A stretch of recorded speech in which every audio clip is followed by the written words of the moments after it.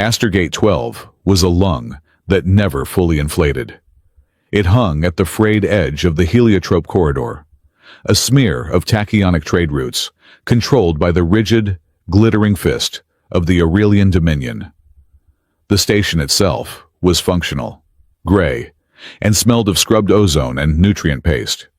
Banners bearing the stark, geometric sigil of the Purity Directorate hung from every gantry, reminding the station's inhabitants of the hierarchy. At the top were the Aurelians and the elder species. At the bottom, scraping by on restricted permits and paying triple tariffs, were the younger species. Humanity was very young. Rhett Morgan was wiping down the chrome counter of the Black Sun coffee stall, a small alcove tucked between a high-volume protein dispensary and a shuttered data port. The name was a small, bitter joke. There was no sun here, black or otherwise. Rhett was a man living in parentheses. By trade, he was a mechanic, specializing in older human-made freight engines that the Dominion barely tolerated. By necessity, he was a barista. He'd inherited the stall and the debt, and the low-grade harassment that came with being a human proprietor in a Dominion choke point. He kept his head down, his humor dry, and his grief buried deep. Grief was an engine he knew well. His family had been vaporized in the Nacreon K mining accident 10 years prior. The official report cited seismic instability. The whispers in the dark corridors cited optimized profit margins for the nobility, a convenient way to break a restless workers' union. Rhett served coffee, but he listened to those whispers. His immediate goal was to meet the extortionate rent.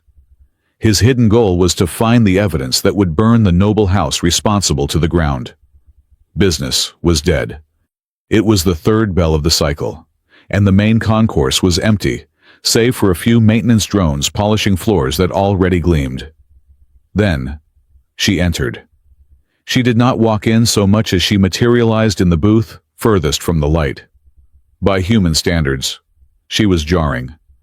Calling her ugly was a simple, brutal assessment, but it was the one most humans would have made. Her skin was a deep, mottled indigo, like a bruised twilight. Her features were sharp, angular, lacking the soft curves humans were biologically programmed to seek. Her eyes were large, dark, and possessed multiple translucent eyelids that blinked sequentially, giving her gaze a slow, analytical quality. She wore a heavy traveler's cloak, the fabric worn so thin in places that the station's sterile light passed through it. She sat perfectly still, hands clasped on the table. But Rhett, a mechanic trained to spot the smallest dissonance in a humming engine, saw it. She was trembling. A fine, high-frequency vibration that shook her from her shoulders to her knuckles. Rhett looked at his espresso machine. He looked at her. He sighed, the sound lost in the station's ambient hum. He pulled out a filter, a real ceramic one, not the disposable polymers.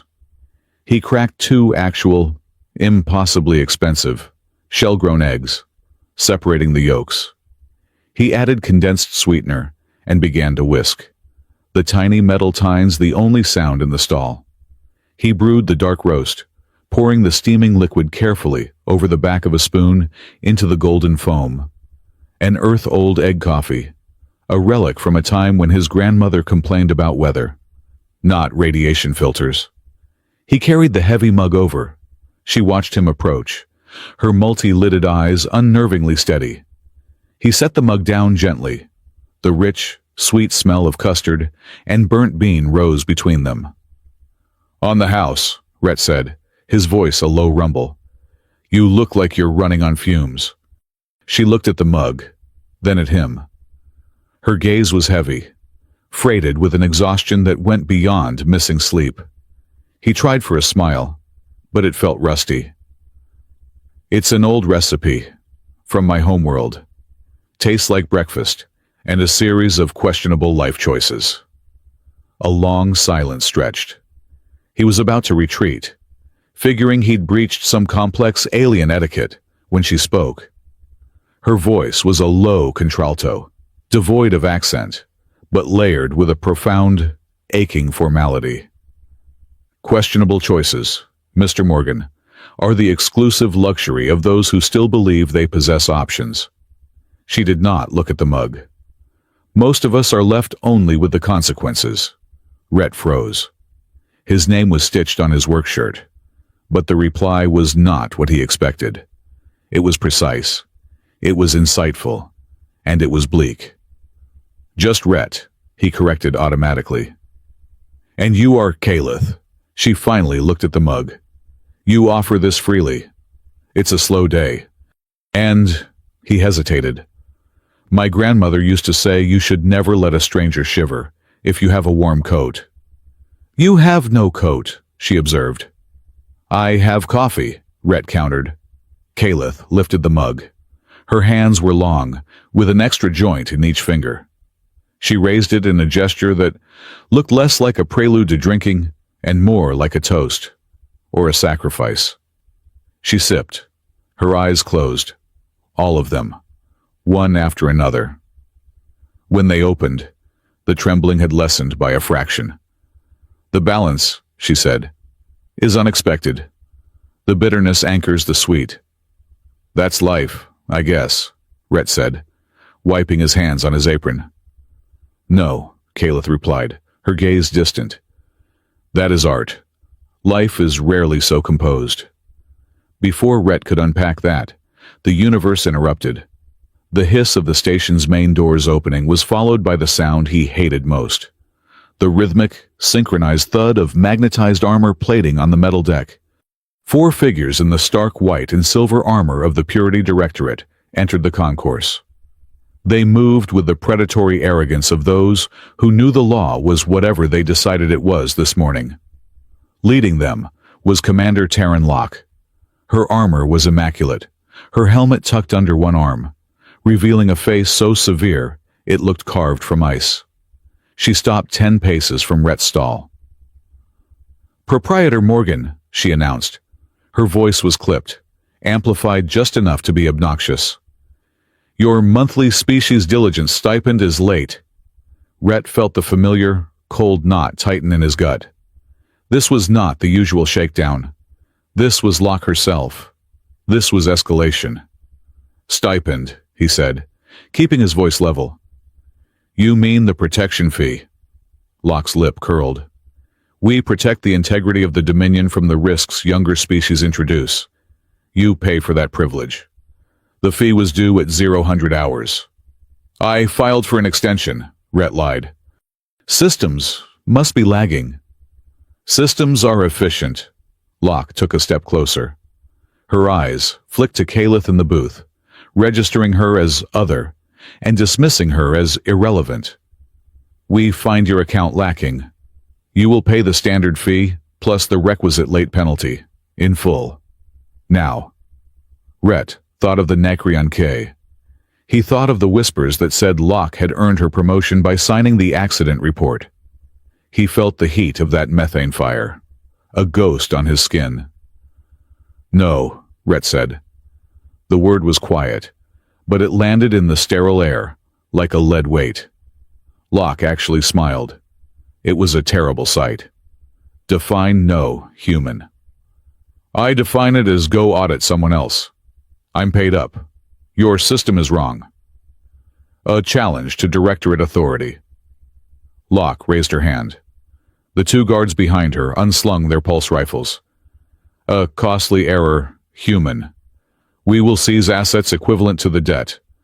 You touch that machine, Rhett said, nodding at his espresso maker. And I'll... He stopped. He had nothing.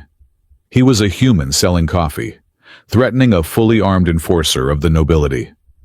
His hand drifted to his belt. It was an unconscious habit, a nervous tic. His fingers found the thing he'd used as a keychain for 15 years. It was old, heavy bronze, shaped like a stylized shield crossed by a key, a trinket his grandfather, a first-generation spacer, had given him. For opening doors that are stuck, the old man had said. Rhett gripped the Aegis key. He didn't press a button. He didn't utter a command. He just held it, and focused all his defiance, all his burning memory of Nacreon, all his simple desire to be left alone, into the metal. He willed it. It happened instantly, and it was devastatingly subtle. No flash of light, no explosion.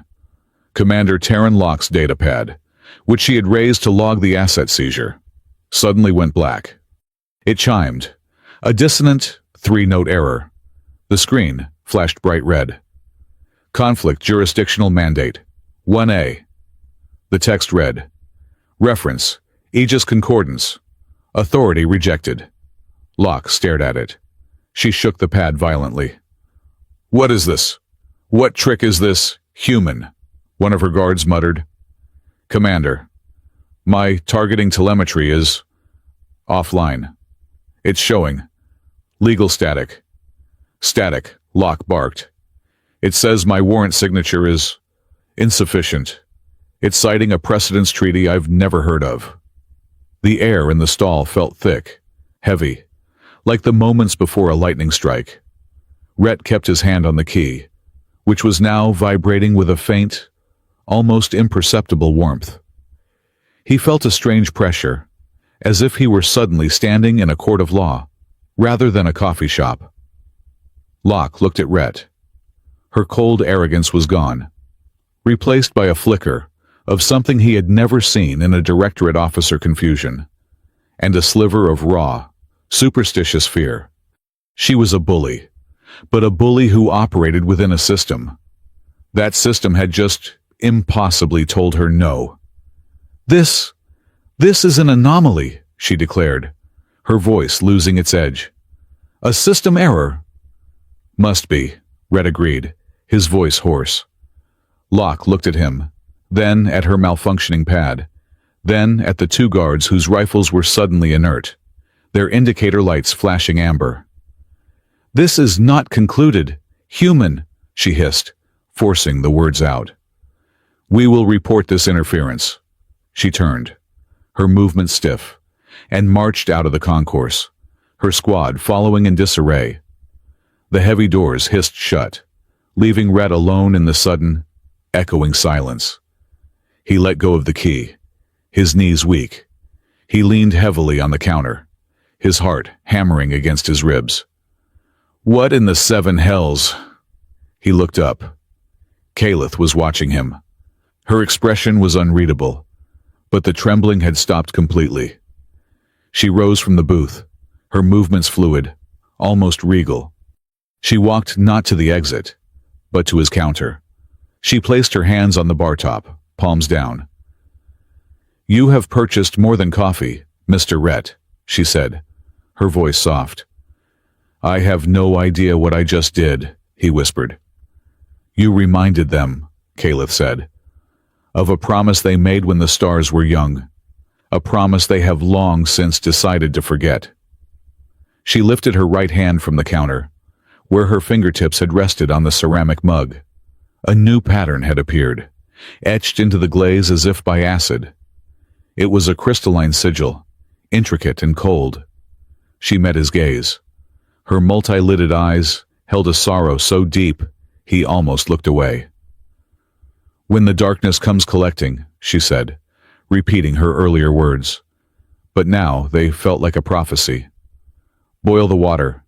She turned and walked away, her worn cloak sweeping the floor. She did not look back. Rhett was left alone with the smell of egg coffee and the impossible crystal mark on the cup. That night, Rhett sat in his cramped apartment above the stall. He stared at his terminal, which was displaying two messages. The first was an anonymous credit transfer. The sum was staggering. 120,000 credits. Enough to pay his debts, the directorate's fees, and his suppliers for 2 years. The second was an official dispatch from the Astergate 12 Port Authority. It was short. Per sub-edict 77G. The establishment known as Black Sun Coffee is hereby granted a Level 4 security exemption for a period of 30 days. All Purity Directorate compliance inspections are suspended pending review.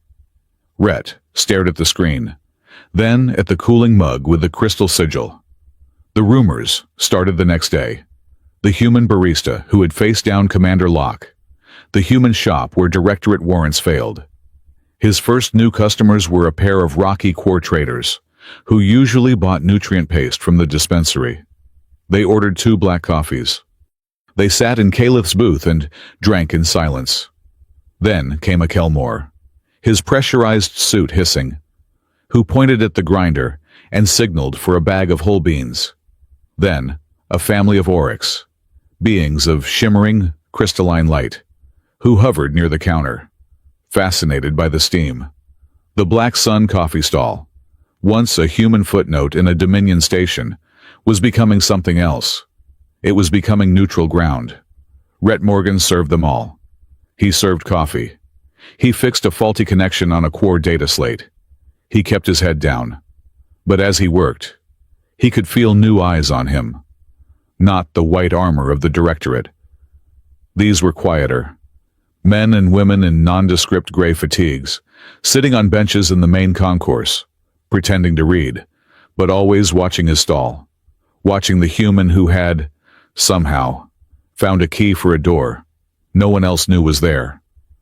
The 30-day exemption was a shield, but it was also a spotlight. The Black Sun coffee stall changed.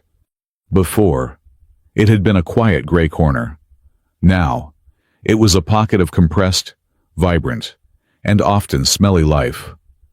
The station's ambient noise was still there, but inside Rhett's alcove, it was overridden by the hiss of methane from a Kelmore containment suit, the low, grinding speech of the core traders, and the almost inaudible crystalline chime of the Oryx. It became an unspoken rule.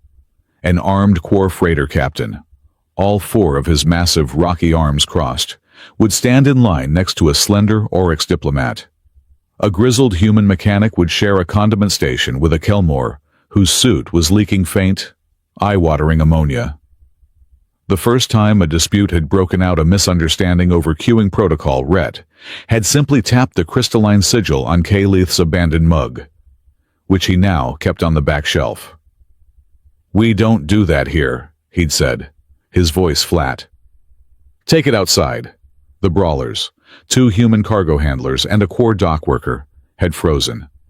They looked at the mug. They looked at the growing audience of aliens. They looked at Rhett, the human who'd apparently made Purity Directorate hardware forget how to work. The fight dissipated. From that day on, the alcove was sacred. "Leave your sidearms at the door," became the operating motto, even though the door was just an open arch. This fragile community began to solidify around a broken piece of tech. "It's the primary frequency converter," a sharp voice said, frustrated. "It's drifting. If it drifts more than 0.5%, we lose the whole cargo bond." Rhett looked up. A human woman was kneeling by the booth Calith had used. A complex data slate splayed open on the table. She had sharp features, dark hair pulled back in a severe bun, and grease stains on her jumpsuit that were as dark as Rhett's. Next to her, looking profoundly unhappy, was a Quor. He was massive, his skin the color and texture of granite, and he was taking up an entire bench seat. "It's not the converter. Naomi," the Quor grumbled. His voice sounded like gravel being poured into a drum. "It's the power coupling. I told you. Human tech always fails at the coupling." "It's not the coupling," Grint, the woman snapped, not looking up. "The diagnostic would show a power flux. It's not showing a flux. It's showing drift." "Then your diagnostic is broken, too." "My diagnostic is fine." Naomi Park shoved a fistful of hair back from her face, leaving a new streak of black grease on her temple. She was a freelance hyperdrive engineer, one of the few humans allowed to touch Dominion-grade engines, and she was known for being brilliant and perpetually annoyed. Rhett wiped his hands on his apron and walked over. "You're both wrong." Naomi and Grint looked up. Rhett pointed at a tiny, almost invisible component on the slate schematic. "It's not the converter, and it's not the coupling. It's the buffer. Your signal is clean, but the heuristic buffer is saturated. It's dumping recycled data into the primary command, making your frequency look like it's drifting. Naomi stared at the schematic. She zoomed in. Her eyes widened. I'll be damned. You will be, Grint said. Now we have to buy a new buffer from that thief at Station Supply. No, you don't, Rhett said. He went behind his counter and returned with a small toolkit and a soldering iron. You just need to reseat the primary contact and flush the cache manually. Give me. He looked at it. 10 minutes, and it'll cost you 2 black coffees and one of those rock cakes you quore pretender food. Grint's rocky features almost cracked into a smile. Done. While Rhett worked, his hands moving with the delicate precision of a surgeon, Naomi watched him. I heard the stories, Morgan. Didn't figure you for a buffer jockey. I'm a mechanic, Rhett said, not looking up. This, he gestured to the espresso machine, is just how I pay the rent on my workshop. You're the mechanic who told Locke to go polish her boots. I was more polite than that, Rhett murmured. And I think it was the station's dampeners that did the trick, not me. Sure, Naomi said, skepticism thick in her voice. The dampeners. When he finished, the data slate's error light turned a solid, healthy green. Naomi let out a breath she seemed to have been holding for an hour. Grint clapped Rhett on the shoulder, a gesture that nearly drove him to his knees. The Black Sun, the Quar rumbled. Good coffee, good repairs. You are a useful human. Rhett Morgan. From that day, Naomi Park and Grint became fixtures. Naomi would do her calculations in the corner booth, sipping a latte. Grint would sit by the entrance, a silent, granite guardian, ensuring the weapons at the door policy was respected. A community was forming, one cup at a time. The threat, however, was not sleeping. It appeared on the main concourse vidscreen, silencing the station. The face was handsome, aristocratic, and utterly cold. The uniform was deep indigo, adorned with silver piping that signified the highest echelons of the Aurelian nobility. The caption read, Regent Halvard Drax, addressing the High Council. And these younger species, Drax was saying, his voice smooth and cultured. While useful for labor, bring with them instability, their chaotic emotions, their primitive tribal loyalties, their very biology, are a vector for disruption. The camera panned to show the glittering council chamber. The purity law is not a punishment, Drax continued, his expression one of profound, paternalistic concern. It is a quarantine, a necessary, compassionate measure to protect the integrity of the Dominion. By restricting their movement, their commerce, and their rights of assembly, we ensure the health and safety of all. He means all of us, Naomi muttered, her eyes fixed on the screen. He means put the humans back in their box, Rhett said, wiping a mug with unnecessary force. He means, Grint added, his voice a low growl, that he is about to make a great deal of money seizing unstable assets. The broadcast ended with a sigil of the Dominion. The station felt colder. The new purity law was coming. It was no longer a threat. It was a timetable. 2 days later, she returned. The shop was full. Quar, Kelmore, and humans were crowded around the small tables. Kalith appeared in the entrance, just as she had before. She was still wearing the worn cloak, still carrying that impossible weight. The crowd, sensing something, parted for her. She walked to the counter. Rhett felt his breath catch. He had not expected to see her again. Mr. Rhett, she said, her voice the same quiet contralto. Kalith, he nodded. The usual. I do not have a usual. You do now.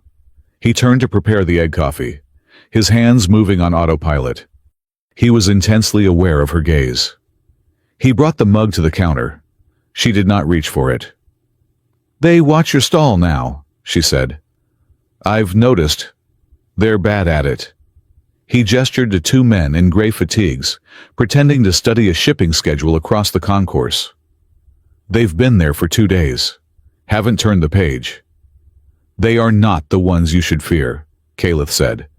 "It is the ones you cannot see. The ones who sent them." "Regent Drax, you mean?" Her multi-lidded eyes blinked, slowly. "You have been listening. He's hard to miss. He wants to quarantine me and everyone who looks like me. He wants to consolidate power. The law is merely the tool." She finally looked at the mug. "You faced Commander Locke and you did not flee. You built this." She gestured to the crowded shop. "Why?" Rhett leaned on the counter. "It's a living." "It is a target," she corrected. "You invite the attention of wolves. Yet you are not a wolf. You are a mechanic." "A mechanic who makes good coffee." He tried for a joke, but it fell flat. "Look, I don't know what happened that day. I don't know what this key is." He tapped the bronze trinket at his belt. "But I paid my dues. I'm not running." Caliph studied him, her gaze analytical and deeply sad. "Your species is fascinating. You are obsessed with justice. Even when it is clearly absent, you invent it. You build shrines to it." "Better than building shrines to power," Rhett shot back. "Are they different?" she asked. "Is not justice merely the power of the many, directed by a few? What is your justice, Rhett Morgan?" "That the strong should be punished." He thought of Nacreon. He thought of the fire and the official report. "No, it's not about punishing the strong. It's about protecting the weak." He stopped, surprised at his own words. He hadn't known he believed that until he said it. Caliph tilted her head. "A noble sentiment. But strength protects. Weakness invites aggression." "You're wrong," Rhett said, his voice low. "Strength used to protect is one thing, but real strength, the kind that matters." He looked around his shop, at Naomi and Grint, at the Kelmore sipping a nutrient broth. "The best strength is the kind that forces itself to stand with the weak, the kind that ties its own hands. Otherwise, it's just bullying." Caliph's expression did not change, but something in her eyes shifted. A flicker of, not approval, recognition. "A strength that binds itself," she whispered. "That is a dangerous philosophy. Human. It has not been spoken aloud in this corridor for a very long time." Their conversation was interrupted. The Purity Directorate was back. It was not Locke. This time, it was a man, an adjutant, flanked by 2 guards. He was carrying a data slate and a smug expression. "Proprietor Morgan," he began, his voice oily. "A new compliance standard, per the Regent's directive." He slid the data slate onto the counter. "A simple pledge of loyalty, a declaration that you renounce any and all associations with seditious or non-compliant elements, and that you fully support the integrity of the purity law." Rhett looked at the screen. It was a dense block of legal text. "You want me to be an informant." "We want you to be a loyal citizen," the adjutant corrected. "Sign the pledge and your exemption." He waved a hand. "Continues. Refuse. And the exemption is revoked. Immediately. And your entire clientele." He said the word, like it was something he'd scraped off his boot. "Will be subject to security sweeps." The shop went silent. Grint rose slowly from his seat. "Rhett," Naomi said, her voice tight. "Don't." The adjutant smirked. "I advise you to listen to your friend. Just press your thumb to the screen. Acknowledge your loyalty." Rhett looked at the slate. He looked at the adjutant. Then he looked at his customers. He was trapped. If he signed, he betrayed them. If he refused, he doomed them. He put his hand to his belt. He gripped the Aegis key. He thought, a strength that binds itself. He reached out his other hand and placed his thumb on the data slate. The adjutant smiled. A victor. Wise choice, human. The screen flashed, pledge accepted. But as Rhett held his thumb there, his other hand gripping the key, he focused. He didn't focus on defiance, as he had with Locke. He focused on the words, I renounce associations. I support the integrity. He felt the key grow warm, not hot. Just a faint, thrumming warmth. He felt that strange, courtroom pressure again. But this time it was different. It felt like an addendum. He pulled his thumb away. The adjutant picked up the slate, his smile fixed. See painless. He turned to leave. Then he stopped. He looked at the slate. His smile faltered. What is this? He muttered. He tapped the screen. Why is the validation stamp flickering? Flickering, Rhett asked, polishing a glass. It will not hold, the adjutant said, his voice rising in confusion. He rebooted the slate. The document was there. Rhett's thumbprint was there. But the official seal of the Purity Directorate was flashing an error code, oath-bind conflict. Your hardware is junk, Rhett said. Maybe you should file for an extension. The adjutant's face went pale. He recognized the words. He looked at Rhett, then at the key on his belt, and the same superstitious fear that had gripped Locke now gripped him. This is faulty, he stammered. I will file a report. This is not over. He practically ran from the stall. Naomi walked up to the counter, her eyes wide. What did you do? I signed the pledge, Rhett said. The pledge is void, Grint rumbled, joining them. The Quor was staring at the bronze key. The words were true, but the intent was bound. The system rejected it. I have no idea what you're talking about, Rhett said, but his voice was shaking. Later that night, long after the last customer had left, Kaleth was there. She was sitting in the dark, in the same booth. How did you get in? Rhett asked, locking the front grate. The doors here are for show, she said. The pledge was clever. You bound yourself to the literal words, not their implied meaning. You pledged to support the integrity of the law. You did not pledge to obey it. I just did it, Rhett said. I felt it was the right thing to do. The Aegis responds to intent, she said, as if stating a fact. You have a dangerous tool, Rhett Morgan, and you have dangerous enemies. You mentioned Regent Drax. He's the one behind the law. He is behind more than that. She slid a small, crystalline data chip across the table. You lost your family at Nekrion Key. The words hit him like a physical blow. What do you know about Nekrion? I know what the Dominion reported. A seismic event. It was no seismic event, Rhett snarled. It was murder. Then you should seek proof. She tapped the chip. This is a temporary access key. It will grant you 3 hours inside the Astergate shipping archive. Look for transport manifests. Sub-level cargo. Look for the weeks before, and the days after. The accident. He picked up the chip. Why are you helping me? You gave me coffee, Kaleth said. You showed me a strength that binds itself. I am curious to see what it does when it is unbound. He spent those 3 hours in a cramped terminal in the station's sub-basement. The air was thick with the smell of ozone and recycled water. He ran the search. At first, nothing. Just standard ore transport logs. But the access Kaleth had given him was deep. Deeper than any public or even commercial-grade clearance. He found the restricted logs. He found the shipping manifest for the week before the disaster. 3 unmarked vessels, logged as sanitation barges, had docked at Nekrion Key. Their cargo high-yield thermal charges. enough to liquidate a moon. He then found the personnel reports, the union leaders, his parents among them, all scheduled for the same shift, in the same sector. Finally, he found the authorization.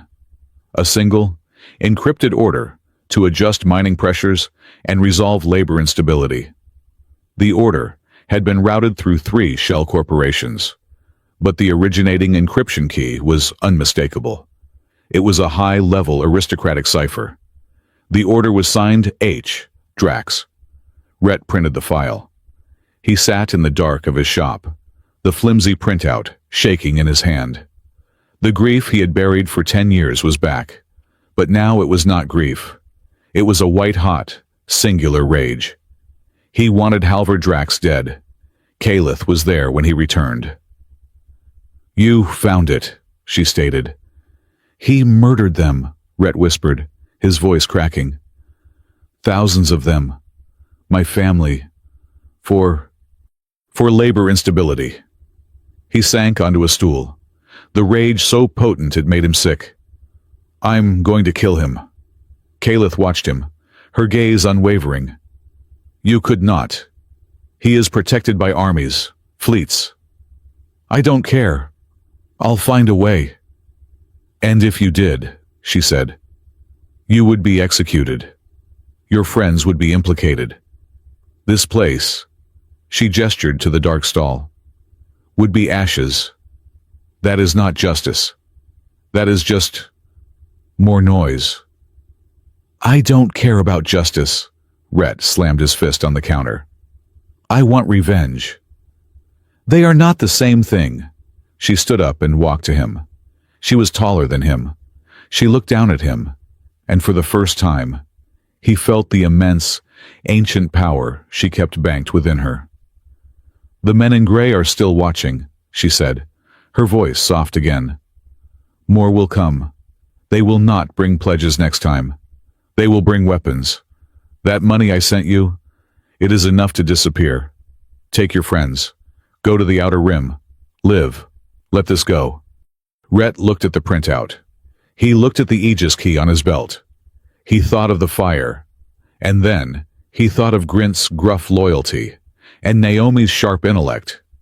He thought of the strange, fragile peace he had built in this small corner of the galaxy. He shook his head. "No, this is not a fight you can win, human. You are one man with a coffee pot and a trinket." "Maybe." Rhett stood up, folding the printout and tucking it deep into his pocket. He turned and began cleaning the espresso machine, his hands moving with steady, deliberate motions.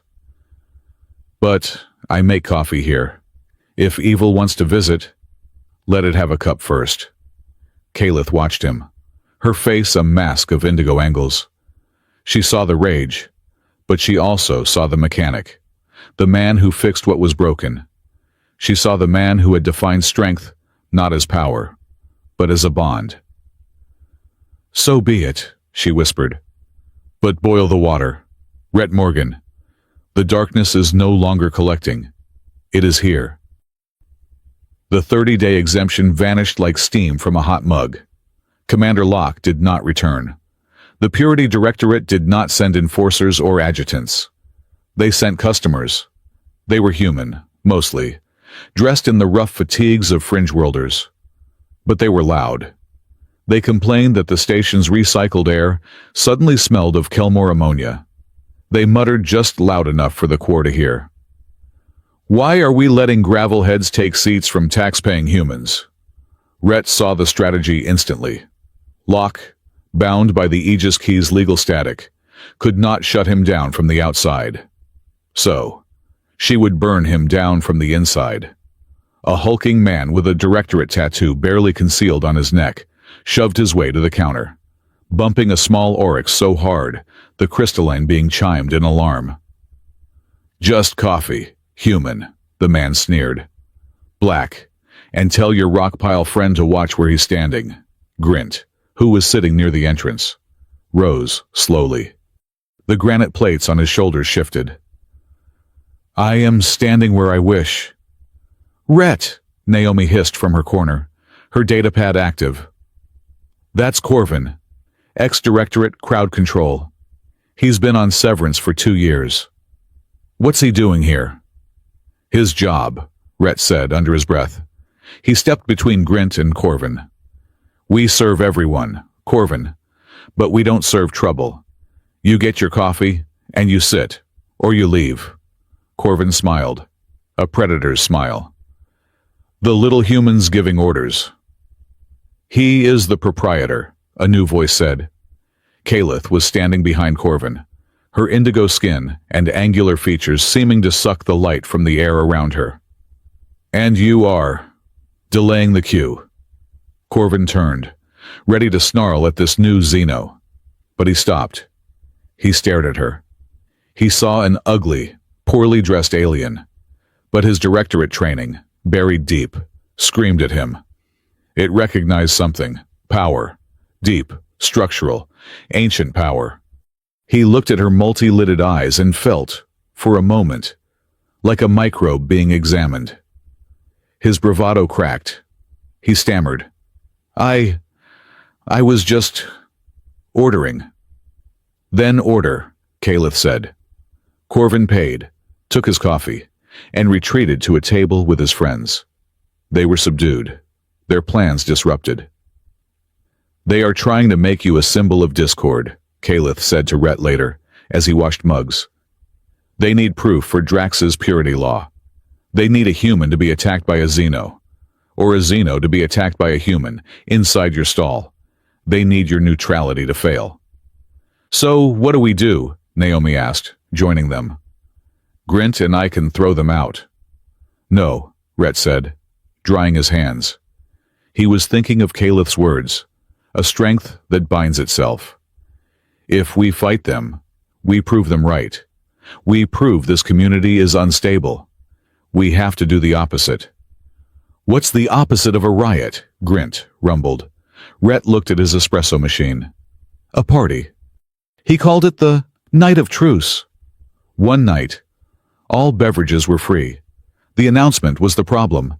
If he posted it, the Directorate would use it as proof of an illegal assembly and shut him down.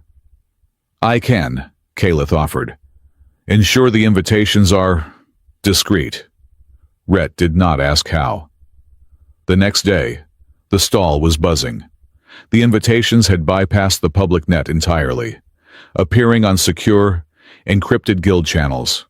The Quar Merchant Collective, the Kelmore Hydro Guild, the Oryx Diplomatic Corps, even the Human Independent Mechanics Union. The message was simple, and bore an anonymous, high-level cipher that screamed, "Do not touch." The Black Sun, neutral ground. One night. All are safe. All are welcome. Leave your politics at the door. We are boiling the water.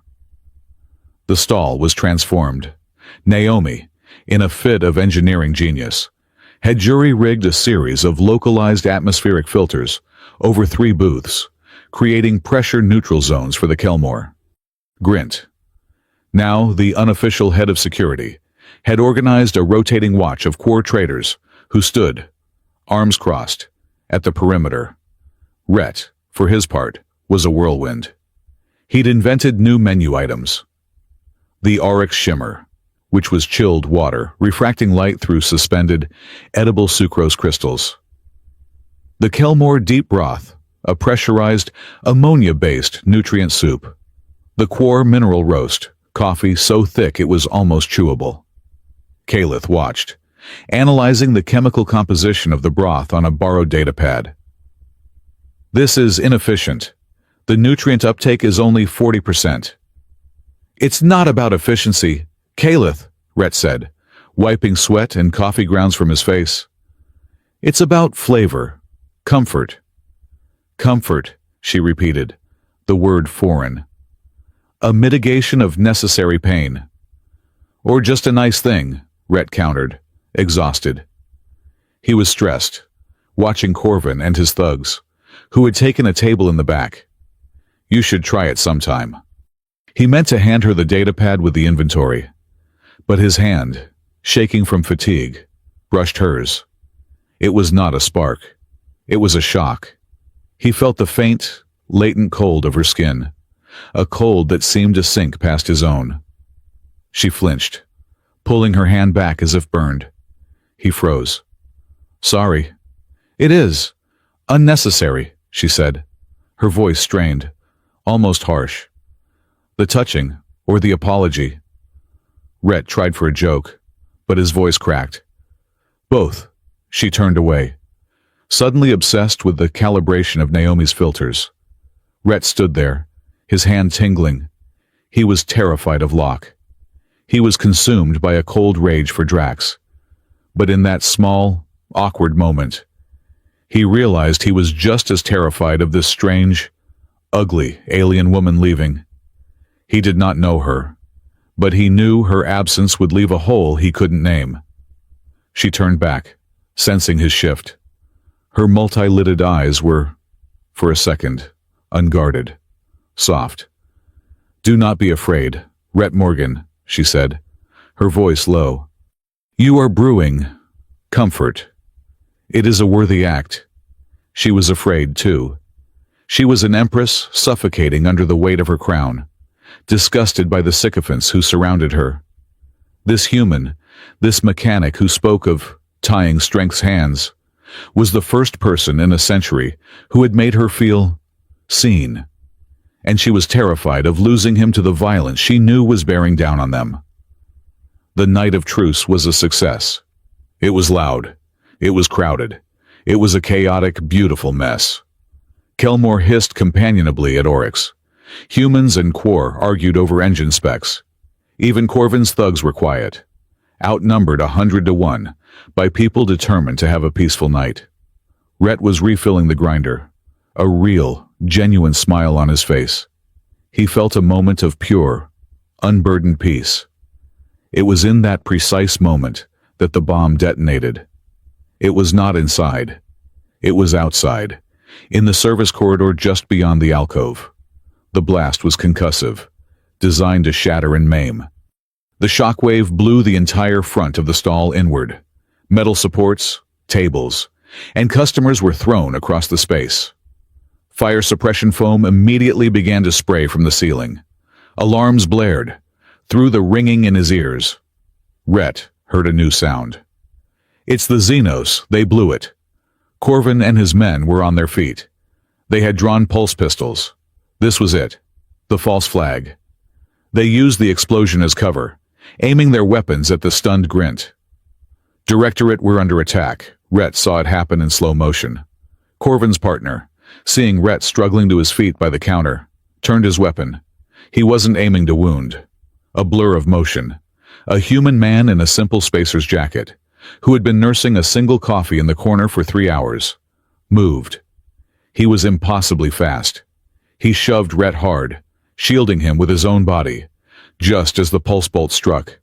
The man collapsed, a smoking, cauterized hole in his back. Chaos erupted.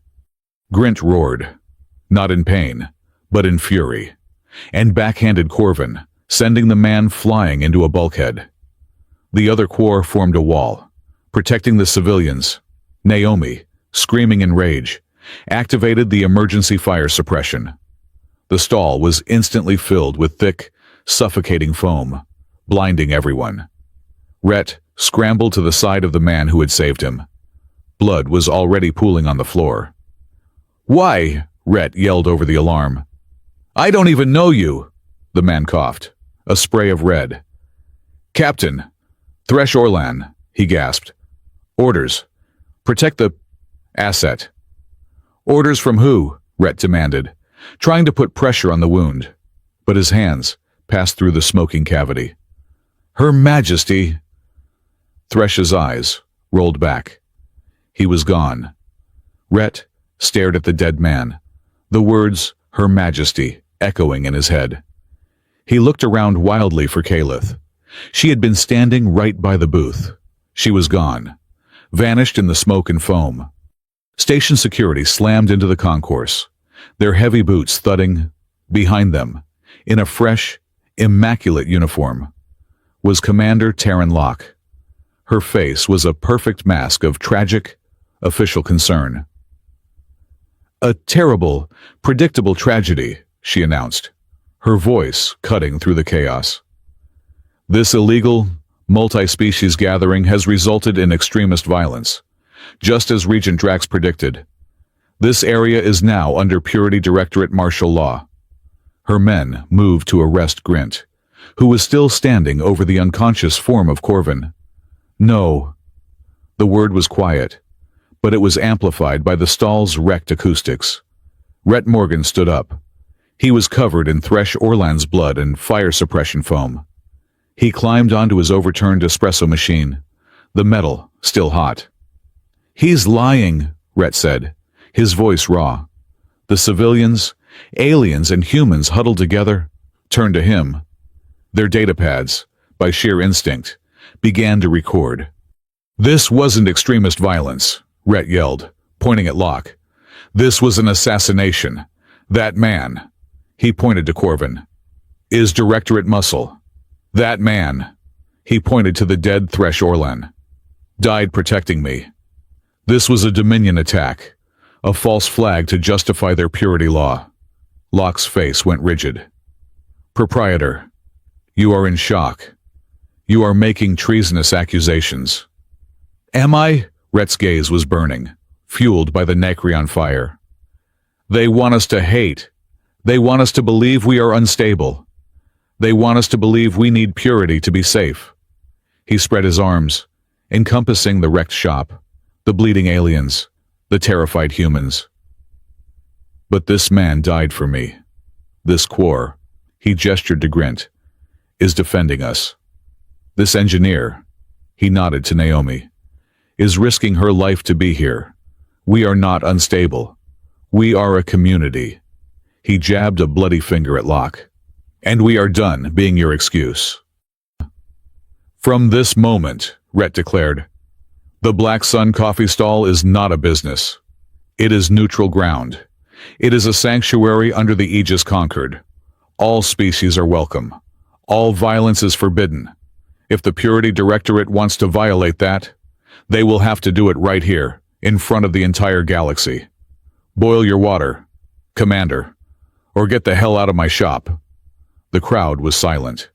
A human, the weakest link, had just drawn a line in the sand against the entire Dominion. Locke was trapped. She could not arrest him. Not now.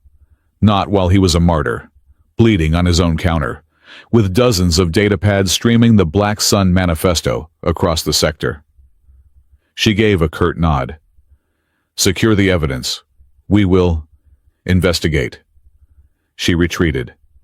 For the second time, she had been defeated by the human mechanic. The following days were a blur. The stall was a wreck, but the community Rhett had spoken of materialized. Grint and his Quor brought new alloy plates to replace the walls. Naomi, cursing like a sailor, rewired the entire power grid. Other humans, aliens, and even a few sympathetic station workers dropped off supplies, credits, and words of support. Rhett worked in a haunted silence. He had failed Thresh Orlan. Protect the asset. Her Majesty. He could only think of one person who could have given that order. Kaelith. And she was gone. Naomi, meanwhile, was digging. She had salvaged the security footage and, more importantly, the detonation signal. "Rhett," she said, 2 days after the attack. Her face was pale. "The bomb. It wasn't just military grade. It was Purity Directorate issue. Top of the line." "We knew that," Rhett said, hammering a bent support. "No. You don't know," she insisted, pulling him to her terminal. "I tracked the detonation signal. It was remote, bounced off 3 encrypted relays. But the origin, it wasn't on the station." She brought up a file. "A trace route. The trigger signal originated from a secure, high-nobility server, registered to the Echelon Prime." The Echelon Prime. A luxury flagship, a mobile palace. It's where the high-caste nobility play games, make deals. It's hosting the Hades Fair in 3 days, a massive political gala. And guess who the host is? She typed a command. The face of Regent Halvar Drax filled the screen. Rhett felt the blood drain from his face. He ordered the attack on his own station. He killed Thresh. He almost killed all of us. To prove his purity law is necessary, Naomi finished. A false flag. He creates the instability, then sells the cure. As the weight of this settled, a formal, high-caste messenger drone floated into the wrecked stall. It hovered silently, its silver chassis gleaming. It stopped 3 feet from Rhett. It projected a flickering, stylized invitation. The script was archaic, embossed with the sigil of House Drax. To the honorable proprietor of the Black Sun, in recognition of your unique influence on interspecies affairs, Regent Halvar Drax cordially invites you to the Hades Fair aboard the Echelon Prime. All debts will be discussed. All accounts will be settled. It was not an invitation. It was a summons. It was a trap.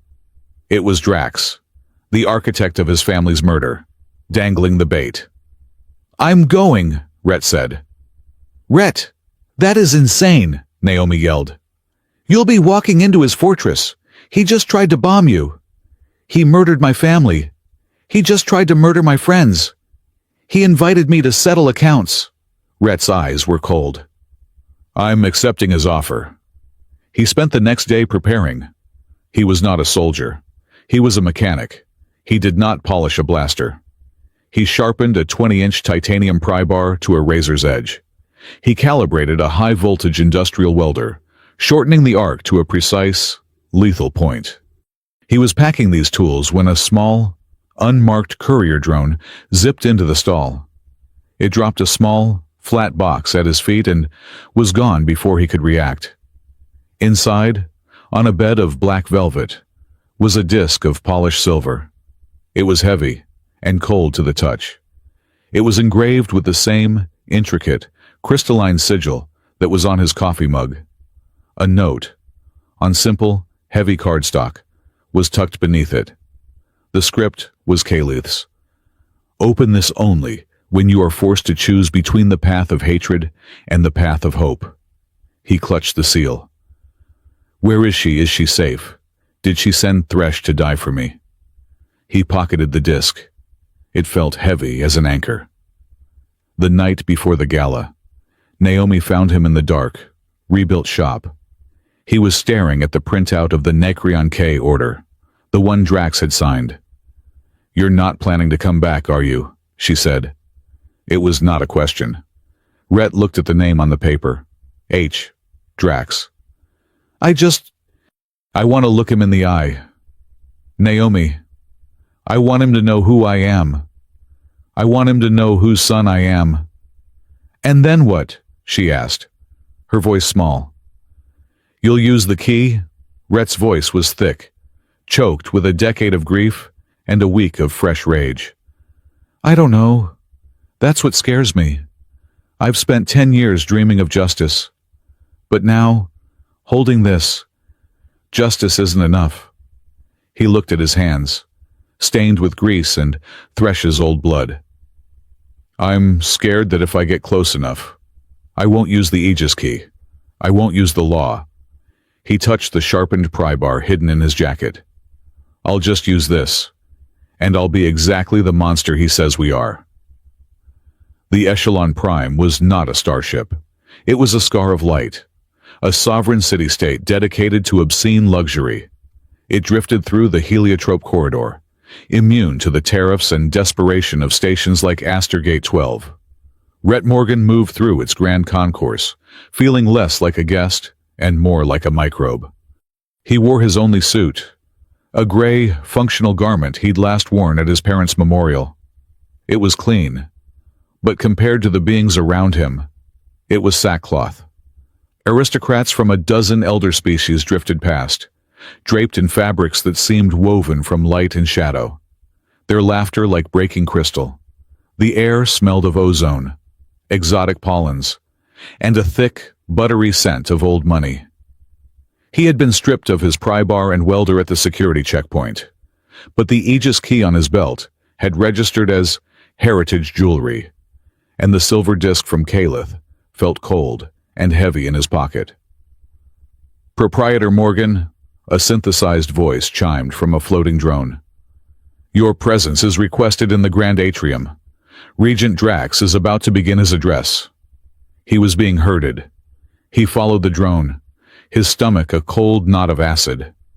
He scanned the crowds, the gantries, the service alcoves. He found her. Naomi Park, wearing the gray overalls of a ship's technician, was calibrating a data conduit on a mezzanine level. She met his eyes for a fraction of a second, gave a sharp, almost imperceptible nod, and went back to her work. She was in. He was not alone. The Grand Atrium was a sphere of impossible size. A captive, miniature star pulsed in its center, casting golden light over thousands of floating platforms. On the central dais stood Regent Halvor Drax, flanked by a phalanx of Purity Directorate guards. At his right hand, severe and immaculate in her white armor, was Commander Taryn Locke. Drax approached the podium. The atrium fell silent. "My friends," Drax began, his voice warm, resonant, and utterly false. "We are gathered tonight at a precipice.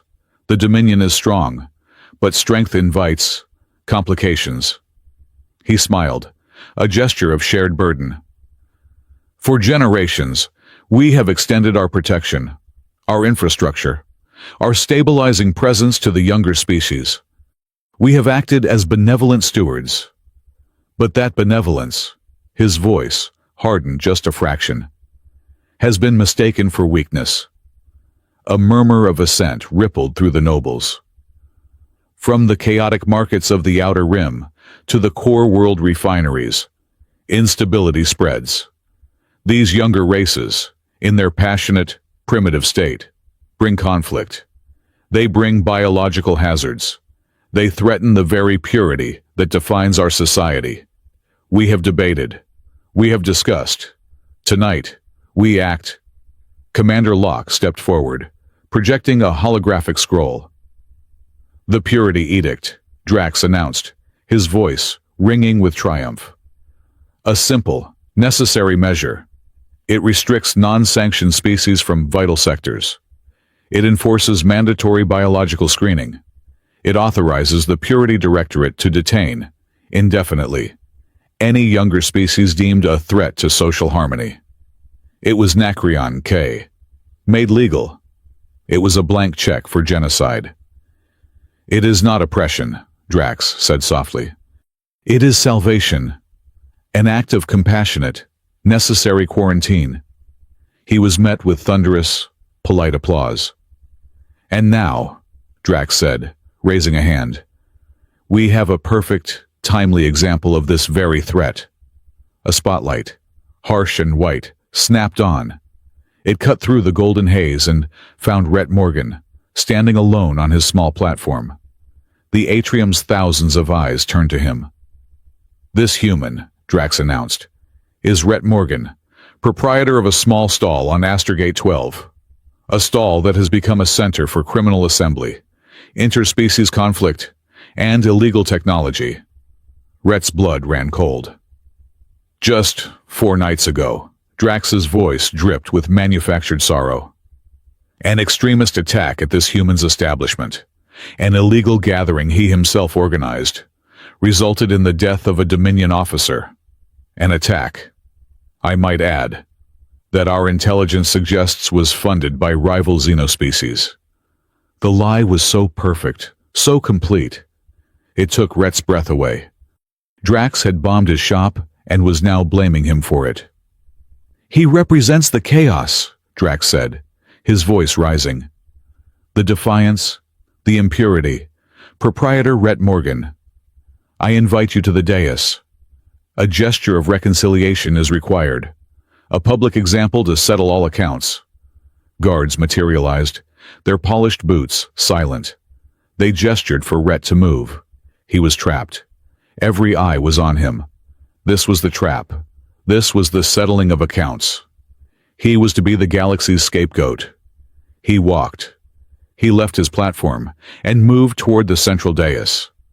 He could feel the cold weight of the pry bar that was no longer there. He could feel the rage, the pure, white-hot urge to leap across the space and tear Drax's throat out. He thought of his parents, choking on methane. If I kill him, it's over. His hand went to his belt, not to a weapon, to the Aegis key. He stepped onto the dais. He was 10 feet from the man who had destroyed his life. He could smell Drax's cologne. Proprietor Morgan, Drax smiled. You have caused a great deal of trouble, but we are merciful. You will sign this confession, acknowledging your role in the Astergate instability, and pledge your loyalty to the Echelon Security Force. You will become a loyal citizen. A data slate was presented. It was the loyalty pledge, but this one had no loopholes. Rhett looked at the slate. He looked at Drax. He looked at Locke, whose hand was resting on the butt of her sidearm. You're wrong, Rhett said. His voice was hoarse, but it carried in the perfect quiet. Drax's smile wavered. I beg your pardon. You're wrong about the attack. You know exactly who bombed my stall. You know who killed that officer? Drax laughed, a short, sharp, ugly sound. Are you mad, human, or just suicidal? You are accusing me. I am, Rhett said. He took a breath. He was a mechanic. He fixed broken things. This was the most broken thing he had ever seen. But I didn't come here to trade accusations. I came to see if you believed your own words. My words. You said you want to protect the innocent. You said this edict is compassionate. You said you want to ensure safety. Rhett's hand closed around the Aegis key. So prove it. He gripped the key and willed it. It did not explode. It did not hum. It simply was. The air in the grand atrium changed. It became heavy, thick, and ancient. The golden light of the miniature star seemed to dim, as if filtered through old glass. The polite chatter died. Every being in the room, from the highest aristocrat to the lowest server, felt a sudden, crushing weight of legal and spiritual gravity. The Aegis Concord had been invoked. The courtroom that predated the Dominion was now in session. Drax felt it. His face paled, his arrogance replaced by a flicker of the same superstitious confusion Rhett had seen on Locke. What? What is this? This, Rhett said, his voice ringing with a power that was not his own. Is an old law, a law you've forgotten. It says that words have weight, regent, and that oaths, spoken in public, are binding. Rhett pointed at Drax.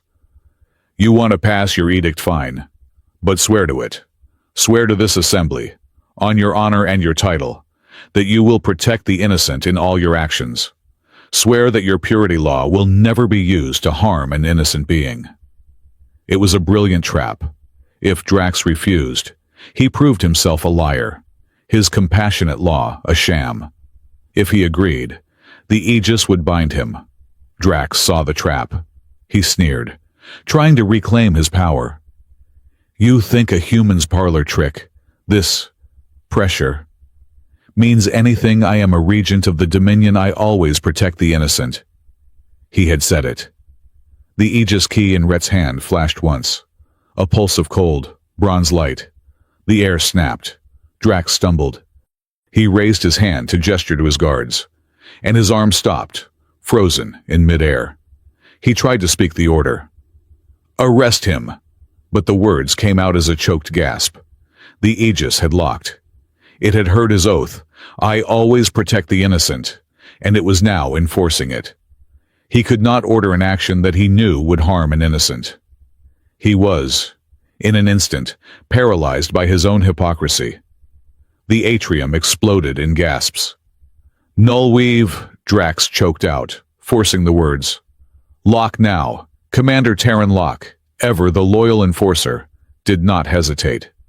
She saw the Aegis not as law, but as chaos. She shoved her hand into a pouch on her armor and retrieved a black, metallic device. A nullweave. forbidden technology, designed to disrupt and destroy ancient oath fields. She aimed it at Rhett. "You are in violation of—" Rhett reacted. He did not know how. He just felt the device's intent. It was an intent to break the law. He raised his hand, the one holding the key. He felt the Aegis connection, but he pushed past it. He reached out with his mind, not to Drax, but to the device in Locke's hand. He did not know the words. He was the words. He was the mnemonic binder. He demanded the device's truth. Hard oath. Locke pressed the trigger. The device did not fire. Instead, it shrieked. A high-pitched electronic wail. A bright red data log projected from its lens, splashing across the dais for all to see. Null Weave device. Model 7. Status active. Targeting Aegis Concordance. Intent subversion of Category 1 legal oath. The nobles recoiled. This was not just a human's trick. This was high treason. Locke, the enforcer of the law, was caught red-handed attempting to shatter the most ancient law of all, using a piece of technology illegal in a dozen systems. Locke stared at the device, horrified. It's malfunctioning." Drax, seeing his plot unravel, roared in fury. He was still fighting against the Aegis lock, but he managed to force one single command to his personal, non-Aegis-bound guards. Kill him, kill them all. The Purity Directorate guards, loyal to Drax's person, not the Dominion's law, raised their pulse rifles. The crowd screamed. A massacre was about to begin. A shadow moved on the mezzanine level. It was Kaelith. She was standing at the railing, her worn cloak gone, revealing a simple, dark traveling suit. She was staring down at the dais, and her multi-lidded eyes were no longer sad. They were blazing. They were chiseled with intricate, glowing symbols of pure, golden power. She did not shout. She did not speak. She simply issued a command. It was silent, but it struck the minds of Drax's guards like a physical hammer. Stand down. The command was not a request. It was a root-level override. It was an authority so total, so supreme, that their bodies obeyed before their minds could even process the order. Every single guard froze, their rifles lowered.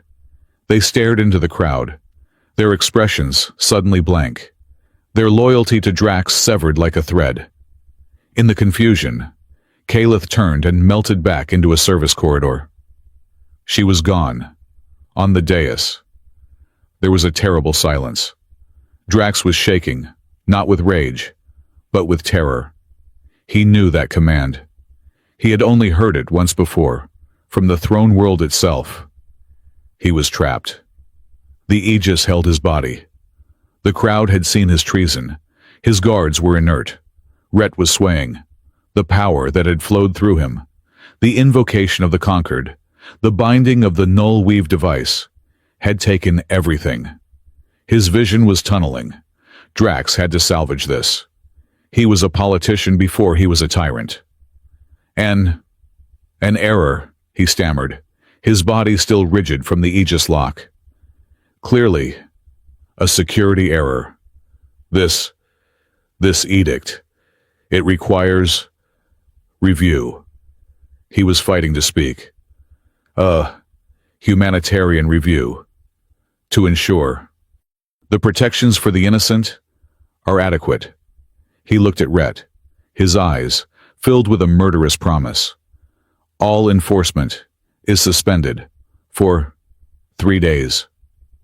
He had bought himself time. 3 days to undo this. 3 days to find the human and kill him.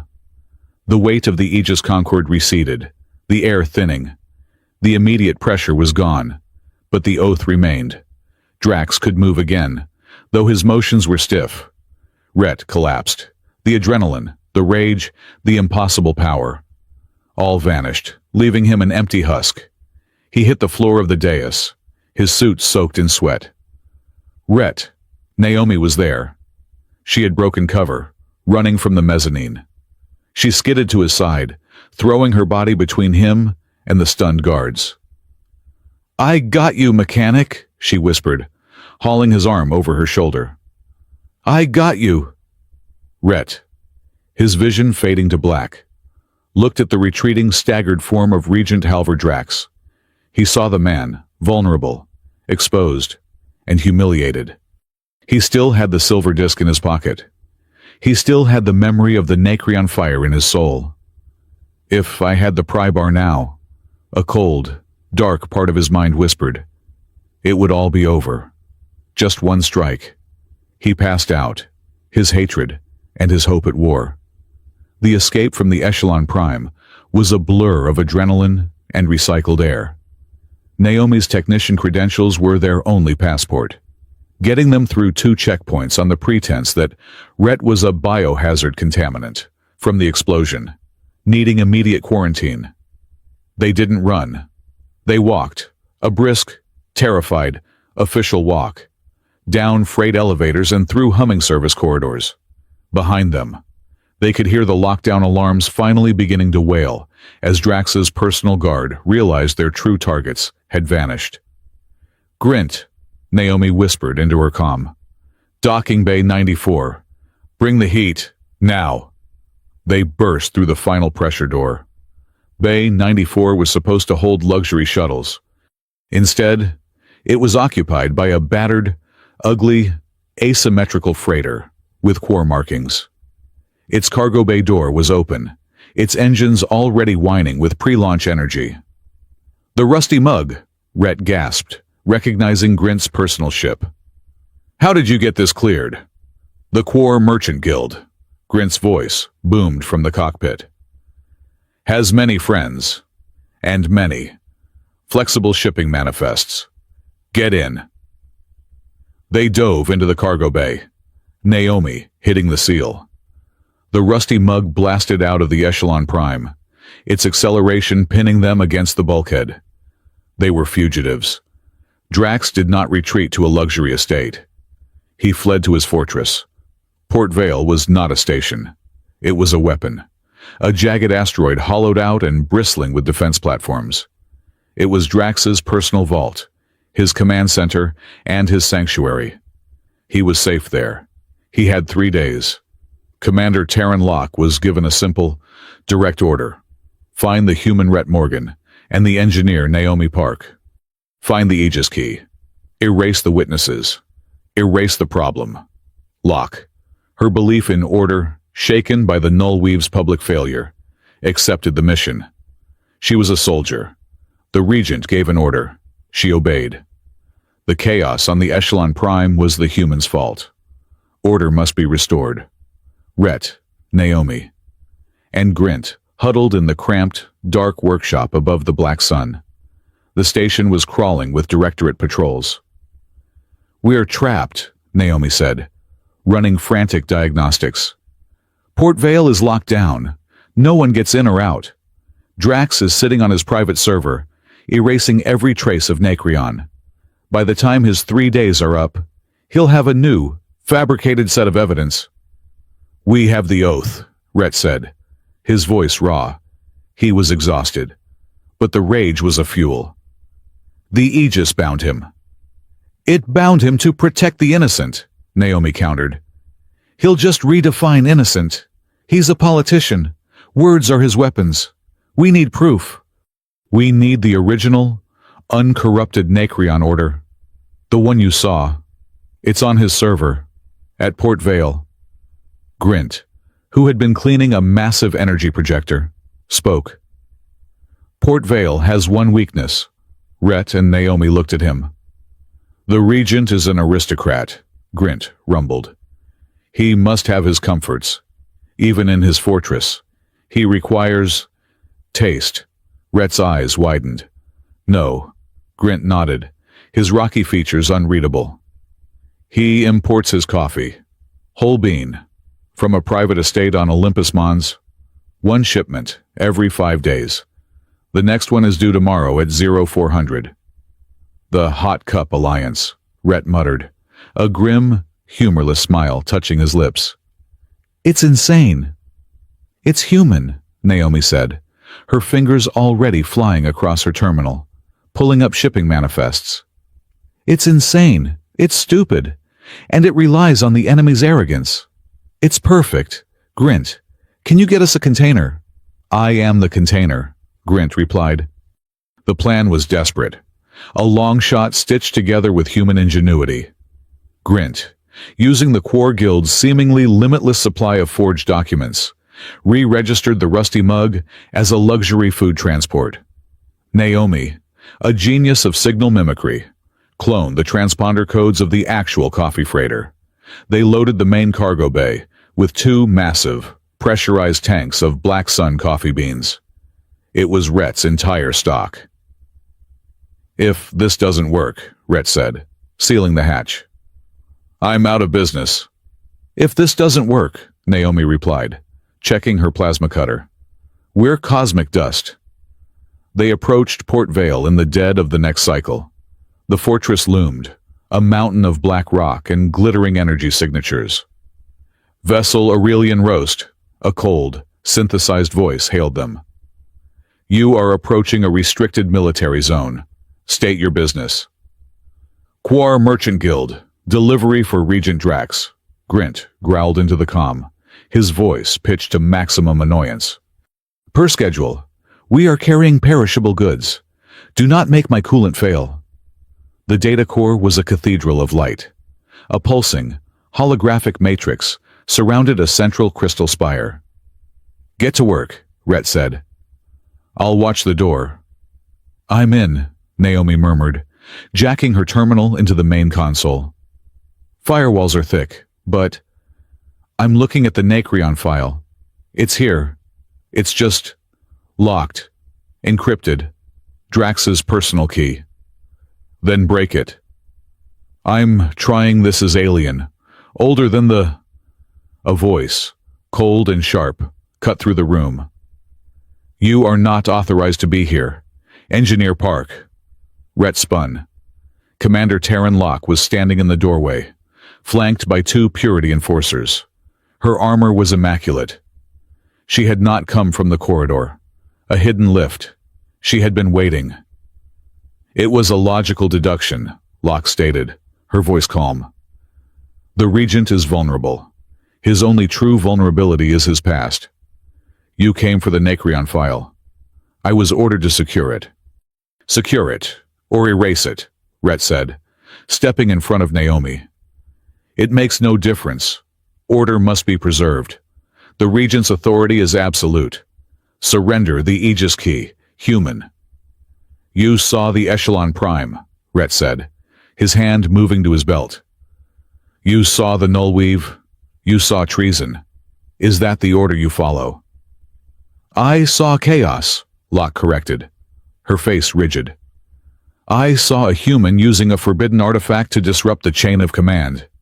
You are the instability, Morgan. You are the impurity.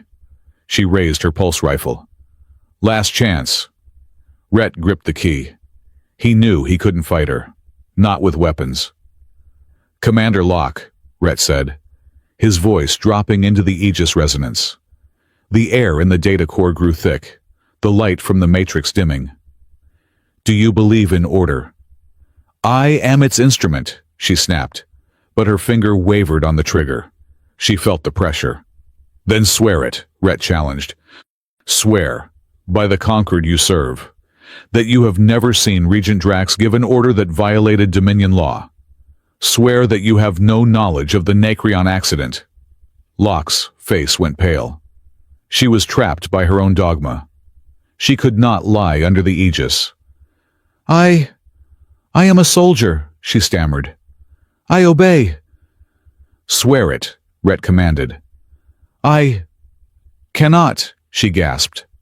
The Aegis field was crushing her. To lie would be spiritual annihilation. Because you know, Rhett yelled. You signed the report. You were there. I was not, she screamed. I signed what I was given. I suspected. But I did not. No. Got it, Naomi yelled. The encryption broke. The central holographic spire flashed. The Nacreon file opened. It was not a data log. It was a live recording. A secure holocall. A younger, but no less ruthless. Halvar Drax, speaking to the Nacreon K mine administrator. The union is unacceptable. Drax's voice echoed in the chamber. The cost of compliance is too high. I want this problem resolved. You will proceed with the pressure adjustment, as scheduled. The loss of life is regrettable, but acceptable. It will serve as a powerful lesson in obedience. The video feed was followed by the data, the logs, the casualty lists, thousands of names. Among them, Alara and Marcus Morgan. Locke stared at the hologram, her rifle lowering. She was not looking at a politician. She was looking at a mass murderer. The order she had built her entire life upon was a lie. He called it acceptable, she whispered. Rhett, however, was not looking at the screen. He was looking at the door behind Locke. Regent Halvar Drax stood there, his face purple with rage, holding a high-capacity pulse pistol. Treason, Drax screamed, but he wasn't looking at Locke. He was looking at Rhett. You human maggot, you have destroyed everything. He raised his pistol. Time stopped. Rhett felt the cold rage, the printout, the years of grief. It all focused into a single, burning point. His hand went to his pocket, not for the key, but for the cold, silver disc. He opened it. There was no sound. There was only a message, burned into his mind. Calith's voice. If you kill him, the law is broken. The Aegis will shatter. The truth will be lost in an act of vengeance. Choose justice, human, not the knife. Rhett looked at Drax. He looked at the pistol. He had the sharpened pry bar he had smuggled in his boot. He could be on Drax in a second. He could end it. He could have his revenge. He felt the Nacreon fire burn his throat. He saw his mother's face. He let his hand fall from his boot. He turned to the data core. He placed his hand, the one wearing the key, on the central spire. He was not a killer. He was a binder. Aegis conquered, he roared. I invoke the right of public truth. The blood of Nacreon demands to be heard. The key flared. The data core shrieked. It was not built to interface with this power. But the Aegis did not ask. It took. It ripped the Nacreon file from the server. It bypassed every Dominion firewall, every security protocol. It broadcast, across the heliotrope corridor, on every station, every ship, every public terminal. The face of Halvar Drax appeared. His voice echoed. The loss of life is acceptable. The names of the dead scrolled across the screens. Thousands of them. Humans. Quor. Kelmore. The whispers that Rhett had listened to for a decade became a galaxy-wide scream of fury. The accident was murder. In the data core, Drax was screaming in pure, animalistic terror. He had lost, but he was not done. If I am ruined, he shrieked, his face a mask of madness. This entire sector burns with me. He slammed his hand onto a red panel on the wall. Fortress, self-destruct authorization. Drax Omega, 5 minutes. Alarms blared. Self-destruct initiated. Core overload imminent. Naomi lunged for the console. I can't stop it, it's a hardline command. Drax laughed, a broken, sobbing sound.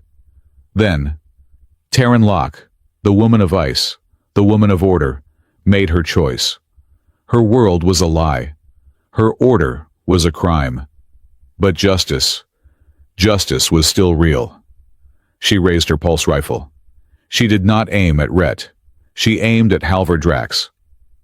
Regent Drax, she said, her voice shaking but clear. By the authority of the true Aegis conquered, you are under arrest for mass murder and high treason. You bitch, Drax snarled, raising his own pistol. I confess, Locke continued, ignoring him. 2. Aiding and abetting these crimes through willful ignorance. I will stand trial. But you will face justice. Before either could fire, a new voice filled the room. It was Calith's. But it was not the soft contralto of the shop. It was a voice of absolute galactic power, coming from every speaker at once. Command override. Code Aurelian Omega 0.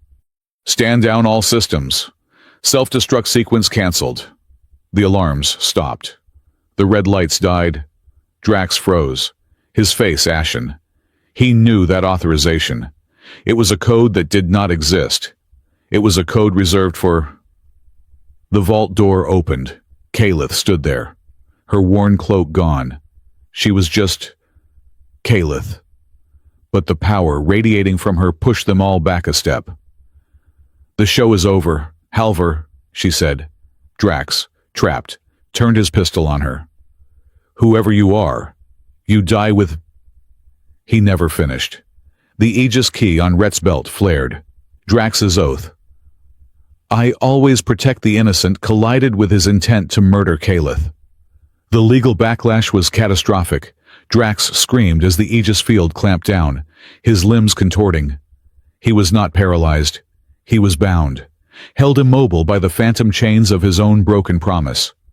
Rhett Morgan walked past the frozen, horrified Locke. He walked past the trembling Naomi. He stood directly in front of the man who had murdered his family. He was close enough to touch him. The rage was still there, the fire. But Calith's words were there, too. He reached up and gently took the pistol from Drax's rigid, unfeeling hand. I am not going to kill you, Halvar, Rhett whispered, his voice shaking with the effort. I want you to live. I want you to live long enough to stand trial. I want you to sit in a courtroom, bound by the law you tried to burn, and listen as they read every single name you called acceptable. The galaxy did not change overnight, but in the heliotrope corridor, the tectonic plates of power had shifted, and the epicenter was a coffee shop. The capture of Regent Halvar Drax at Port Vale, broadcast live to 1 billion terminals, had shattered the Purity Directorate's authority.